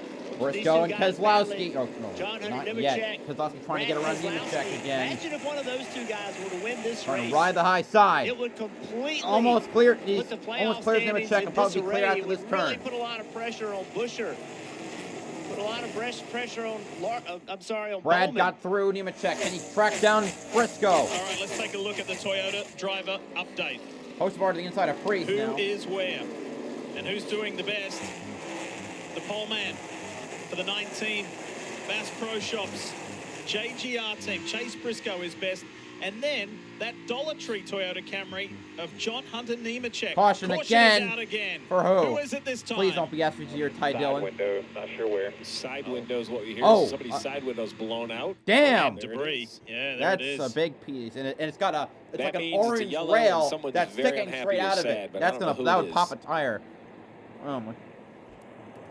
Let's see who has to come down and get a side window. That is in the cars for safety reasons. Trying to help keep the car from flipping over aerodynamically. Todd Gilliland apparently So that lost is the a side safety window. part. It'll have to It's be a 12th installed, caution. reinstalled. Hearing that it's Todd Gilliland's. Thanks to the AMR safety team, by the way, always on the spot, super fast. Whether it's collection of debris or for the driver's health and well-being, big thanks to them. They're always here for us, always here for the drivers. So there is 34. Damage to the right side of the car. Yeah. Marty, tell us more. Well, that is Todd Gilliland's side. Oh, don't.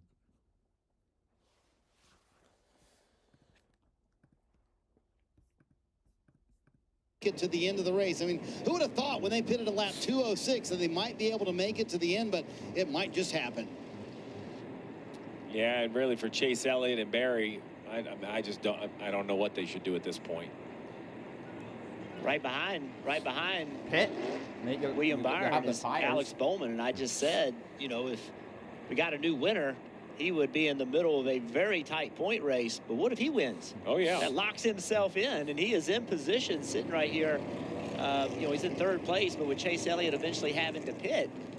This is a real battle for the win. Chase Elliott and Josh Berry in the middle of it. Both of those going to have to come down pit road, and here they both elected. So this will kind of clean us up, and now everybody in the front of the pack, we know those guys are racing completely for the win, Dave. And the size on the radio were real. They did not want to have to pit here, but they do. They give up the lead, and he'll go to the back. We'll see what Chase Elliott can do from here, Kim. Yeah, Dave, big size on the 21 radio, too, but Josh Berry telling his crew chief, Miles Stanley, look, we couldn't have predicted all those cautions. It's not your fault. They elected to follow the 9, so we saw the 9 down. Now the 21 getting their fresh tires and filling that fuel tank up full of gas. There's more takers. There's Cole Custer in the 41.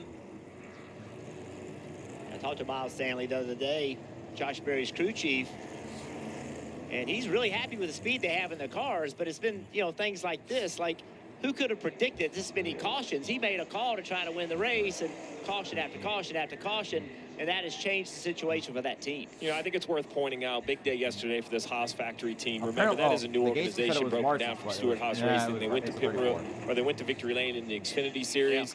I point that out. Cole Custer not having the day he's looking for, but if you change ownership and you rebuild a race team, momentum in any manner, I think, helps Jeff, right? So Sam Mayer yesterday winning in this Haas Factory Xfinity entry. Cole Custer fighting the battle today, but congratulations to that Haas Factory team and everybody, Wait, Joe Custer, everybody that's a key principal of it that put it together. Right. Well, they won success on Saturday and just looking to improve they on won their Sunday. first race as Custer, the right? reorganized Haas Factory team. That is true. Xfinity trucks, Xfinity, then he was in Cup. Yep. And he lost his ride, went back to Xfinity and did really, really well there, won a lot of races, and now he's back in Cup with another opportunity. I want to go back to the 48 of Alex Bowman.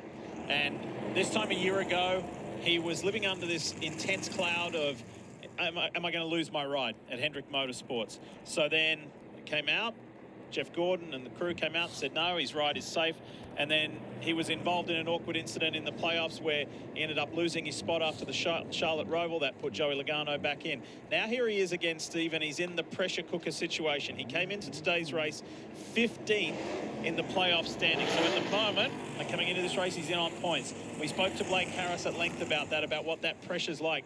And this guy said, I don't mean to give a funny answer, he said, but when you work for Hendrick Motorsports, which you did for 20 years, we live under that pressure every week anyway. Because if it's pressure, are we going to make the playoffs with a win or not? Even if we do make the playoffs, then you reset and that pressure is ever present. Yeah, I mean, this team and this organization starts in January with the goal of all 4 teams in the playoffs. And you know, we're counting the points, we're counting this, but that is week in and week out. I mean, these 4 cars go in the haulers with the expectation to win the race. What did I tell Blake is, hey, man, the best thing about working at Hendrick for 20 years is I had everything I needed to win the race. The hardest thing about working at Hendrick was you had everything you needed to win the race. So when you didn't win, there's no excuses. Yeah, no excuses. The pressure just built. Kim, what you got? John Hunter Nemechek running in that 5th position. They were on last on pit road, lap 2:14. So some questions on whether or not they could make it to the end on fuel.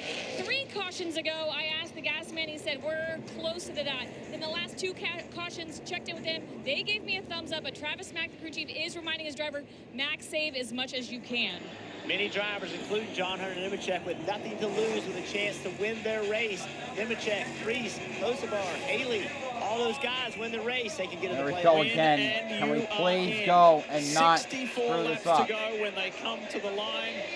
And let's go. Green, green, green. Good restart. Chase Briscoe's trying to go with him. His Hendrick Motorsports teammates Bowman down on the low next, side. Briscoe and Bowman side by side for second. This could be for the win if the 24 runs out of gas. Driver who hasn't won this season, and he would desperately love to get it here in Iowa.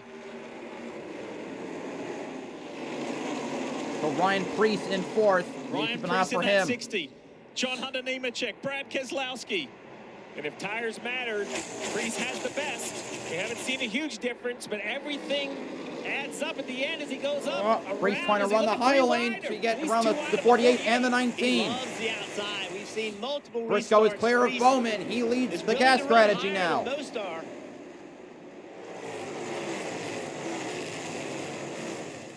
This is such a special place for Ryan Priest. He got his Briscoe first Xfinity Series career gets victory to second. here back Clear. in 2017. And the Can you 60 clear the imagine if 48. he drives to victory lane in Cup and puts himself in the NASCAR playoffs? Priest clears If Bowman. he does it, he's got to pass 2 cars that have already won and shown just how much raw speed they have between William Byron Get and Chase Rouse, Briscoe. the first win of the year. It wasn't that long ago we were talking about Priest being way slower than Brad Keselowski. They have done a great job of making changes to this race car. That's a great point, Jeff, right? We talk about the track changes. Well, it's more than just that. They've stayed ahead of it. They've kept grinding. Back in the field, you see some pushing and some Dylan shoving. trying to get around 71 to McDowell on the Allmendinger, outside of Ross Chastain on the Chastain inside right of here. McDowell. It's going to be a long way to the front for the 71 to win this week, but he has to be excited about heading to Watkins Glen. Probably the same for A.J. Allmendinger as he jumps to the inside of Austin Dillon. 60 to go from here.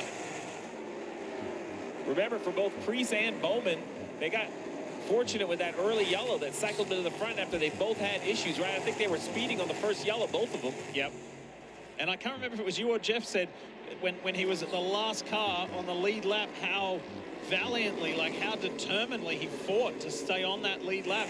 And here he is. He's at the other end of the field now. Priest has a chance to win this Iowa Corn 350. Deeper in the pack, it's a little tougher for Austin Dillon and AJ Allmendinger and Joey Logano. Talking about 11th, 12th, 13th right there. My brother's Pizza Cam, Joey Logano looking back at Austin Dillon. Now they've kind of separated out. Keselowski. Hocevar and Keselowski. Hocevar. Remember, Carson was in one of those cautions. He was sideways. He got tagged, and he was up in the wall. Great recovery. Whoa! And almost lost it right there on the front stretch. But even as sideways as he was, he did not lose that much position to Brad Keselowski. I think Brad is struggling right here. Check this out. Watch the black lines he leaves on the exit of the corner. That was awesome. He's going to wish he had that little bit of rubber back on those rear Goodyear tires here in about 50 laps. You see the 6 car. See, he just went driving away from the 77. I feel like the 6 is not as good as he was earlier in the race. Man, for 300 laps into a race, this thing's been chaotic. Oh, yeah. It has just really been a mess.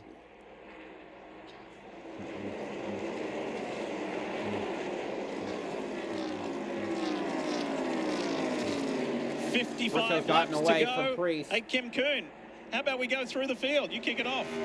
Yeah, let's do it. Let's start with leader William Byron. This team, remember we talked about during pre-race, they finished 27th or worse in 5 of the last 8 races. They are desperate for a win. However, they did talk about how everything's circumstantial. They've had the speed. We have seen it here today. There are some nerves on the pit box on whether or not they're good on fuel. Last was on pit road, lap 2:06. Still trying to get William to save a little bit, especially because you burn more fuel out front. So still a little bit of a question in the air on whether or not they can make it to 350 laps here. As we look at the second place runner, Chase Briscoe, remember he led the field to the green. He won his series leading 6th pole of the season yesterday. While the team is happy, they're also a little frustrated because from the standpoint of not being able to convert those poles into more wins. But on the positive side, that James has been bringing cars that Chase likes much more than he did earlier in the season, Marty. Again, Lee mentioned Ryan Preece's win here in the NASCAR Xfinity Series. He told me earlier this weekend that day changed my life. And remember, we showed Dave that replay of them presenting to Derek Finley what they thought was a loose wheel. That video convinced them not to come back down pit road, and Ryan Preece was literally seconds from coming down pit road and giving up that spot. And here he is in 3rd with a shot to win it. Call a normal race. That is what Blake Harris, the crew chief, told me this morning he wanted to do for Alex Bowman today, and they should be good. Now, this race has been anything but normal in only the second Cup Series race here at Iowa, but they've been able to stay to a pretty normal strategy. Had to overcome 1 pit speeding penalty, but other than that, they've got it dialed in for the 48 driver, Marty. Best day of the year for Brad Keselowski. He's led 68 laps. He has 2 playoff points, and Jeremy Bullins reminded him a moment ago, the strength of our car all day long has been the long run. So he has done this before. Can he come through the top 5 and get his first win of 2025? Meanwhile, Carson Hocevar, Lee mentioned it, spun out earlier. Here he is in the 6th position. And can you tell by watching Lee that he is struggling with loose off the corner for Carson Hocevar? But I think that young man doesn't mind being free off the corner. He's willing to wheel it. He whirls around. That's why we call him the Hurricane. Hey, that was Through the Field, brought to you by Homes.com. There's been so many intriguing and compelling stories here today, and we're far from done. Inside 50 laps to go here at Iowa.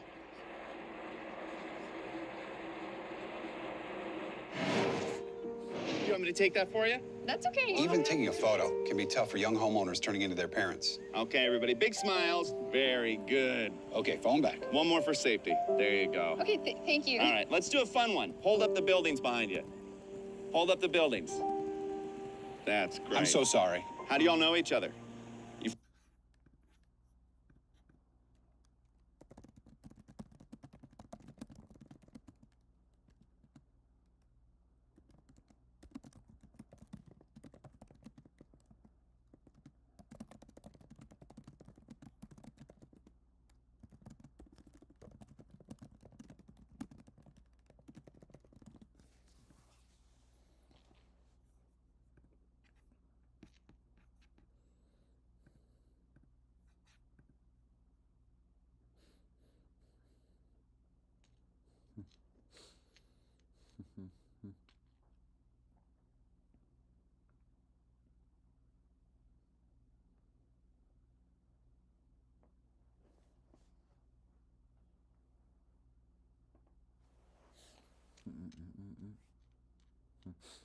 Where is Elliott at? I mean, Elliott and Barry had to pit late in the cycle. I have no idea where they are.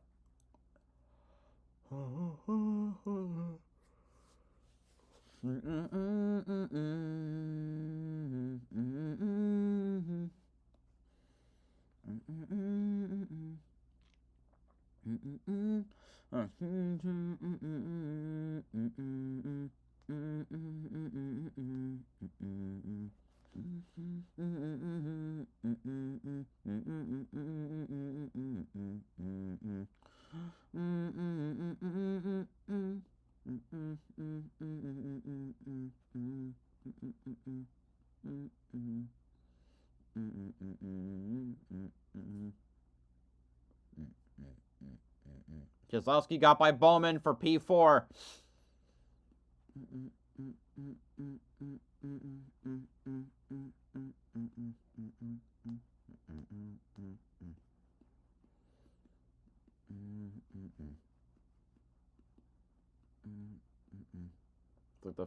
Looks like the 19's closing.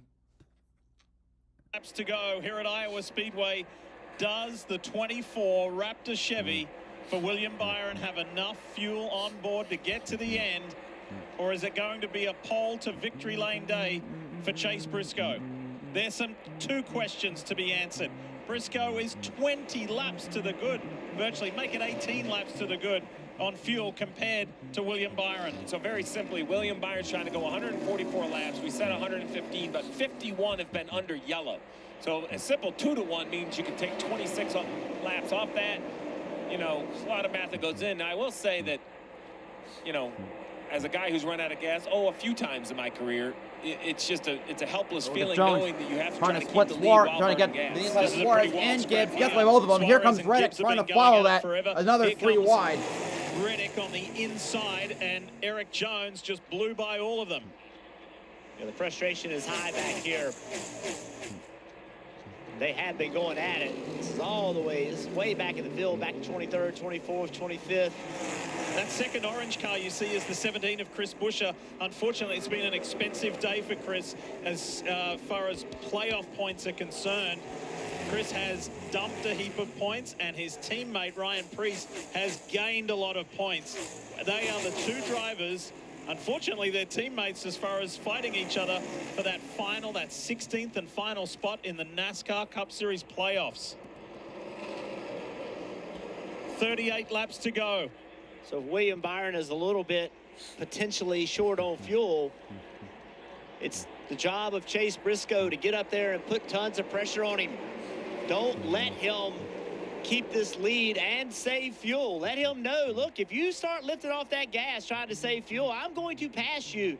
That's what Briscoe's job is right now. Well, there's going to be a little bit of just short-term memory that's going to sting a little bit, because the 24 of William Byron was in this position at Michigan, leading the race, saving gas. And I said it on air, you are better off to run out of gas with the lead, and that's what the 24 decided to do. He blocked, he saved, he did all he could do, but then in the end, he just could not save enough gas. He runs out of gas. The 11 of Denny Hamlin goes on to win the race. So that's still fresh in the memory of this 24 car. Indianapolis ran out of gas in the last lap, went from 3rd to 16th. Just a week ago at Indy, he was running 3rd and ran out of gas Briscoe is getting closer and closer. Races that didn't go right for the 24.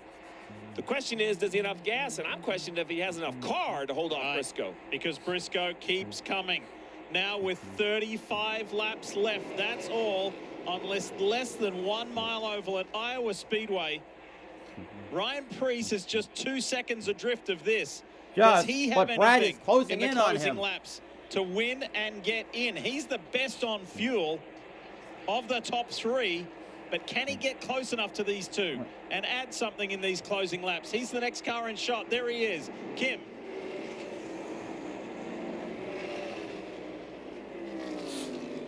Kimmy, tell us more about the 24. Yeah, interesting. Talking to Rudy Fugle this morning just about this race and whether he considered it a driver's race or a crew chief race, knowing all the strategy that was on the table. He said it was about 50-50. He said the drivers here, they have to have car control and a lot of awareness, but on the crew chief side, it's about calling the right strategy. So at this point, Steve, strategy's on the table. Now it's up to William to save fuel. Does it become a driver's race for the next 33 laps? Crew chiefs are done. It's drivers only from here on out. You hope you have enough fuel in it. Byron has to try to save gas, and 19 has to get by, and they both better pay attention because the 6 of Brad Keselowski has got by Priest, and I think he had Byron. the car to beat early in the race, and I don't know if he has the car still or enough time, but I believe he's hungrier than the 2 in front of him because he has yet to win, and we talked about it.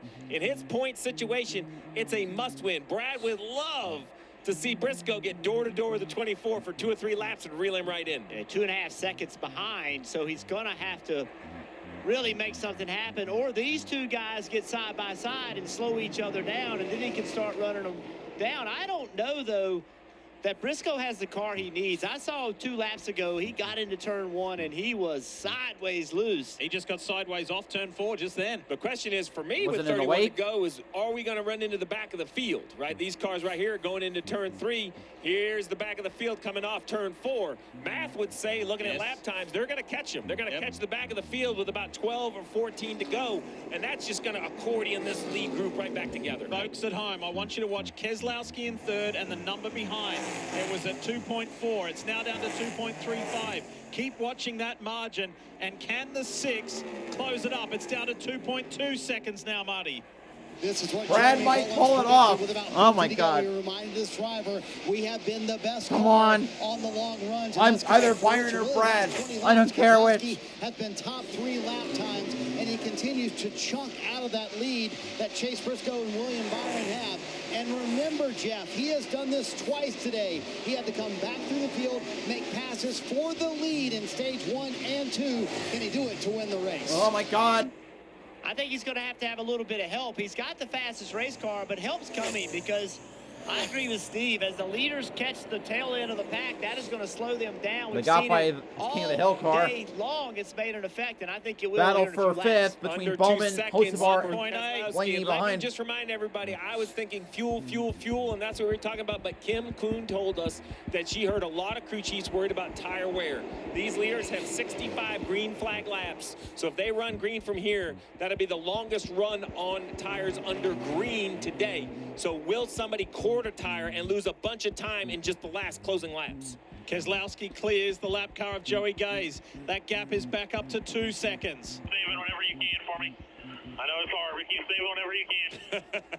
Keep the lead. Save some gas. Save some gas. Keep the lead. Well, he's being helped because Briscoe's car isn't driving well. Agreed. His car, you can see the back of the car is moving around a lot.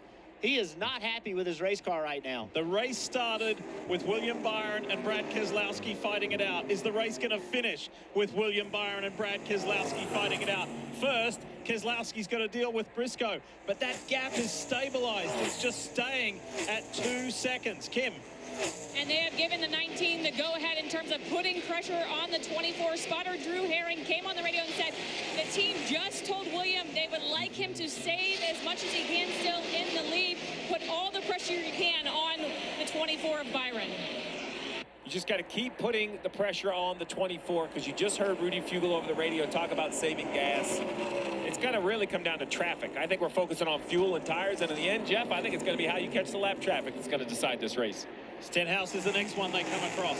Climbing off turn 2, down the backstretch. What a first year at Joe Gibbs Racing for Chase Briscoe. The win at Pocono, 6 pole positions. Get by Bowman. Bottom box, Ryan Blaney fighting it out with Alex Bowman. This is for a top 5.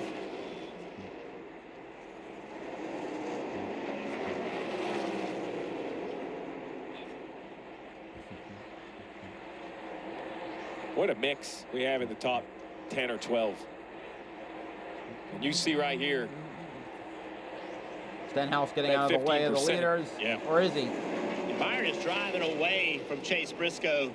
I think when they told Chase, when they turned Chase loose, Chase went to go and it's not there. His car just isn't there. And that allows William Byron more opportunity to save fuel with that great big of a distance. I think Brad's goal should be to catch Briscoe. You heard him just say, save fuel, at that save point, fuel. I think his only way he can win is if Byron runs out of gas. Is running Briscoe down. Can he get to Byron? Well, we keep talking about it. The better cars on the tail end of the lead lap are directly ahead of William Byron. Can he get through them? 20 laps. No, don't freeze up on me again. 70 for Briscoe, a 30 for Keselowski, 0.4 of a second in 1 lap. That's just too much time to give up. The key for Brad, if he can get to Briscoe, he's got to get by him right now. He cannot get hung behind him. Fellas, that gap has gone from 2.4 seconds. Byron to Keselowski to now 1.6 seconds. Keselowski continues to the inside of Gilliland, who lost his side window earlier. To go, this time across the gets line. by him. Byron did a really nice job of getting by Gilliland in a 34 car. Wasted no time. But Brad is really running him down. This is the job of Keselowski. He's got to get through Briscoe quickly. Forget about savings. Let's go get that 19. There you go. Forget about saving. Let's go get that 19, and let's go get career win number 37. Ty Logano again. You're going to have to slide him, I believe. And I have to slide him, which means overdrive the entry and just slide him in front of him on exit. That would work too. Just like they got Ty Dillon. Oh. He cannot waste time if he can get to the 19.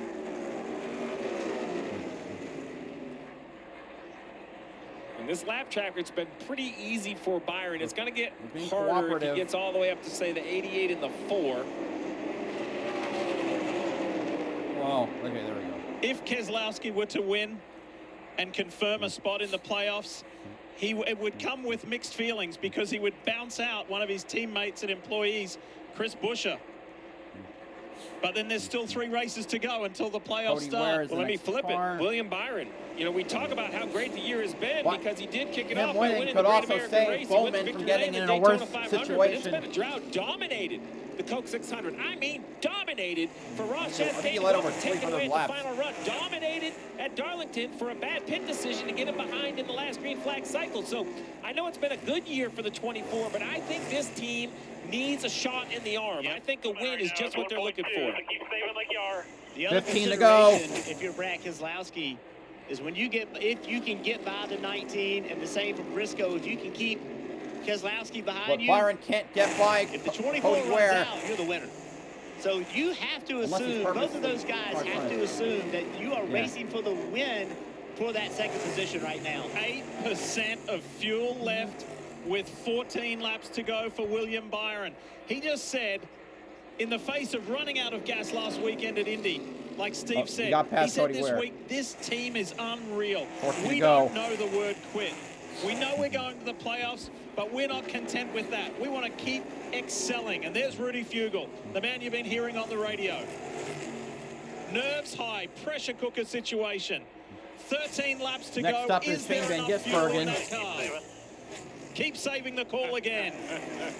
Keselowski, as he got closer to Briscoe, he just doesn't have the pace either. Like both of those cars have kind of fallen off toward the end of this run.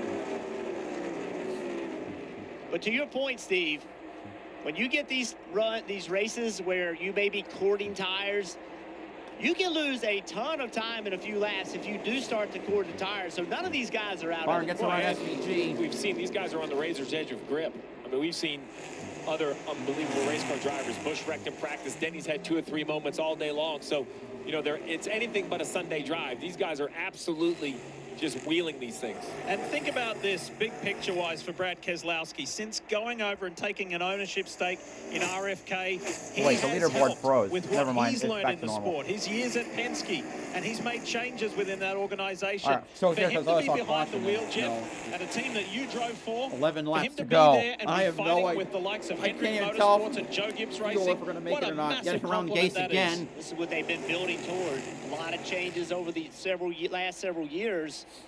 4, 5, 12, 10 to go. 3 lappers in between. I think it's all about fuel now. More, you're doing okay. Just keep doing what you're doing. A little bit more. Losing every game. 4% for the 24.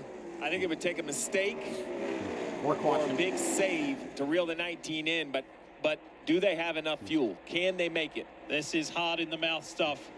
4% left. 9 laps to go. More. Back it up even more. Back it up even more. Can William Byron Byron got his first Xfinity win at Iowa. Agonizingly, he has twice run out of gas. Keselowski won at the key inaugural moments in Iowa races. race in NASCAR. Love to see what's happening behind the wheel in the 24. They keep telling him to back it up, but how much can you really save, right? Roll out of the gas. Oh, there you go. How about half throttle down the straightaway? That's saving some gas. Let's see what he does. Off throttle completely, very little brake, coasting it into the corner. He'll pick up the throttle right here. Does he run part throttle? Look at that. Part throttle, not even wide open down the straightaway. That's saving some gas. No immediate threat, Jeff, behind. There's no immediate threat. Well, and he's running the same pace. I mean, he ran a 72. Keselowski ran a 72. So both Keselowski and Briscoe, their cars have gone away. Blaney, who is in fourth, a couple seconds back, he is 3/10 of a second faster than these two guys. So unfortunately, their cars just have gotten away. Back up all the way to him. That's a 24 radio. Damn. Back it up, otherwise you are not going to make it. 6 to go. 6 laps to go, this time by for William Byron. And that gap to Ryan Blaney is coming down pretty dramatically. 3.2. Oh my God! Do not let him take it again. I didn't think Blaney had a chance to even get there, but when you start taking half a second a lap. Oh my God! Yeah. I don't think he can get to the 24, but he's Blaney close is enough. charging. These guys My all of a sudden God! run each other out of 2.8. gas. Yeah, Blaney's flying. He's almost with Keselowski, Jeff. There he is. 5 to go. Flying. Blaney. As I said, Byron won his first race, Xfinity race at Iowa. Keselowski won the inaugural. Blaney won the inaugural Cup race. And he is driving it hard. And off the driver behind, way behind him, Priest. Got his first, also got his first Remember, Xfinity there are win some 80 at Iowa. friends and family here cheering Ryan Blaney on to go back-to-back wins. He's the best on fuel. He stopped the latest on lap 245. He's in the best shape of these lead 4. The crews just can't watch. Crew member of the 24, just hoping that thing has enough fuel. We're 3.5 4 miles laps to away. So much work. So much effort. 2 lappers get you, it's fine. Use the 2 lappers, and even if the lappers get you, that's fine, says Rudy Fugel. Let Shane Van Gisbergen go. The problem he has is Blaney is going to get there. Even Blaney to the inside of Brad. They're going to the inside of Brad for third. Keselowski not letting him. If Brad holds him up, that's going to be great for Byron. Yeah, just that one corner right there. That was it. Yep. That was it. Absolutely. That one might have saved. Come down to Blaney trying to set it on the inside again. That's right, not gallon. Ounces of Sunoco fuel left in that 24 car. 2 to go. Oh, Blaney gets loose. Quite get it. 3 laps to go. Make it 2 2 laps to go. to go. 1 3/4 mile. Back it up. Less than 2 When can we flip miles. the switch? Can William We're less Byron than a make minute it? from the end. Blaney with a big run right here on Keselowski. And look at Cody Ware and Shane Van Gisbergen. They're just hanging around. They don't want to be part of this. You don't want to And be they're responsible coming for to causing the 1 leader to lap lose. to go. All right, white flag. Can we make it for another 1 lap to go. 23 Presented by seconds? Credit One Bank. Is there enough gas in the tank for William Come Byron? on. We've lost 2 races this season due to fuel Moving in running the out. background is Briscoe, Keselowski, and Blaney. 3 and 4. Come on. It'll be the second win of the season. The first since the Daytona 500. The fuel will last. Byron wins at Iowa. Oh my God. And Hendrick Motorsports celebrate. William Byron wins the Iowa Corn 350, powered by ethanol and powered all the way to the line. Oh my God. Oh. Man, we deserve that one. Appreciate it. Thanks to everybody back at the shop. Thank you guys so much. That may be not celebration, that is pure relief. And you have to think being so close on fuel at both Michigan and Indy makes this one even more sweet, right? That they got to figure it out. 144 laps on fuel. Even a little left to go burnout. Remember what he said this week? This team doesn't quit. How did Kevin put you enough for a burnout? Oh, 144 laps.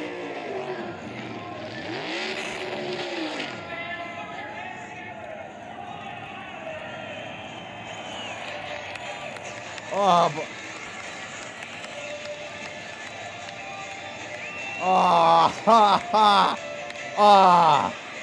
oh my God.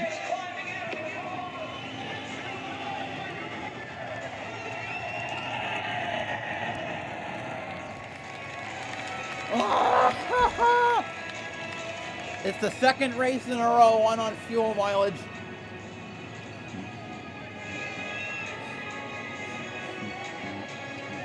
What an amazing final stint here in America's Heartland for William Byron. Pitted at lap 206. At that point, it looked improbable to be able to run 140-some laps to be able to make it to the end of the race, but they somehow did it. After running out of fuel while leading at Michigan, running out of fuel last week while running third at Indianapolis, William does maybe the best fuel save of your entire career make up for those two races. Man, that was, how about that for some fuel mileage? It was just, we've had our fair share of, you know, things not go our way with fuel mileage, and just super thankful for Rudy, all these guys, all the engineers back at the shop, and just this whole race team. We've been through a lot this year. It's been a lot of growing pains. It's been tough on us, but it's feels really good today to get a win. Honestly, felt like we had a good car and just kind of raced it and just tried to be there at the end, and we were, and luckily the fuel was enough there at the end. I think I ran out right there. That's why I stopped. But just thanks to Raptor, thanks to Chevrolet, Mr. Hendrick, everybody, Relay, Liberty, everybody. All right, you and I were talking about how frustrating it's been the last few months, having the speed, not being able to execute races. In fact, Rudy used the word desperate for a win. What was it like inside the 24 camp these last few months? Yeah, I think our confidence in each other never wavered. I feel like our speed's been better than it's ever been, and that's a big reason why we stay confident. I feel like every week we work really hard together and show up prepared, show up fast, and yeah, we needed just one to go our way, and today it did. So it honestly, they haven't, but again, today it did. They overcame everything, stretching the fuel to the very end. Brake issues early in the race, but William Byron finally gets win number 2 in 2025. Actually, he's won here in 4 different series. That was nail-biting, gut-wrenching, hard-in-the-mouth stuff, but that's what grit and determination gives you, and belief, right? Belief. Yeah, sometimes it's physically hard work, and sometimes it's an emotional challenge. And I think this 24 team has kind of been put through both over the summer. You could hear it in that interview, how he just kept mentioning we need things to go our way, because they don't feel they have lost them as much as they just kind of slipped out of their fingers. And now, you know, this one, look, they pitted so far outside their window. That was never their plan. And then they did a nice job of seeing the yellows and jumping to another plan, and they celebrated because of it. Well, there are a lot of things to talk about, and then we are going to do that in the Progressive post-race show coming up in just a few moments' time. Hear the thoughts of the drivers who were doing the chasing. What did Briscoe think? Did he have a chance? What does Keselowski think? How about Blaney right at the end? You'll hear all their thoughts when we come back for the Progressive post-race show coming up right after this. What a day. It started out so quiet, somewhat peaceful in stage 1. No cautions, good scrapping between William Byron and Brad Keselowski. It was a caution fill. All right, well, that's a good way to end that off. That helped my mood.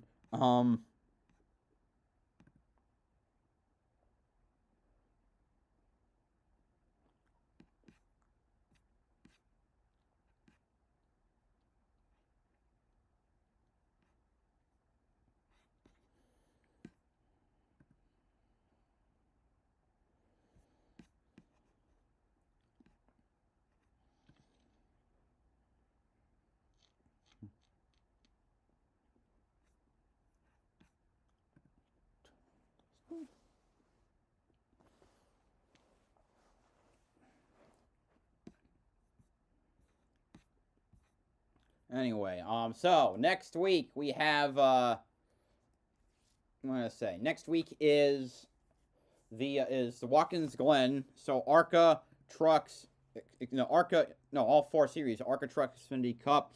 I will not be doing streams. I will be attending a gaming exposition at a museum about a half hour away from where I live at the Cradle of Aviation. So I will be missing all of the NASCAR stuff. ARCA at 2 p.m. on Friday, Trucks at 5, Xfinity at 3 on Saturday, Cup at 2 on Sunday. Let's see, Supercars at Queensland Raceway, the last race of the Sprint Cup before they head to the Enduro Cup at the Bend and Bathurst. ARCA West at Tri-City, notably, I believe both F1 is currently in its F1 and MotoGP are currently in their summer break. This is they will be, and MotoGP will enter its third week of the break. F1 enter its first. Yeah, so then MotoGP will be back in 2 weeks. But also on Sunday, IndyCar at Portland, so that goes for Indy Next and IndyCar. And also Super Formula at Sportsland Sugo. And one of the underrated races, the Grand Prix of Troy Riviere, the GP3R. Probably outside of the Canadian Grand Prix, it is the most prestigious race in Canada. Anyway, thanks to those who showed up. Hope you all enjoyed my coverage. BowserJrXD signing off. Have a good one.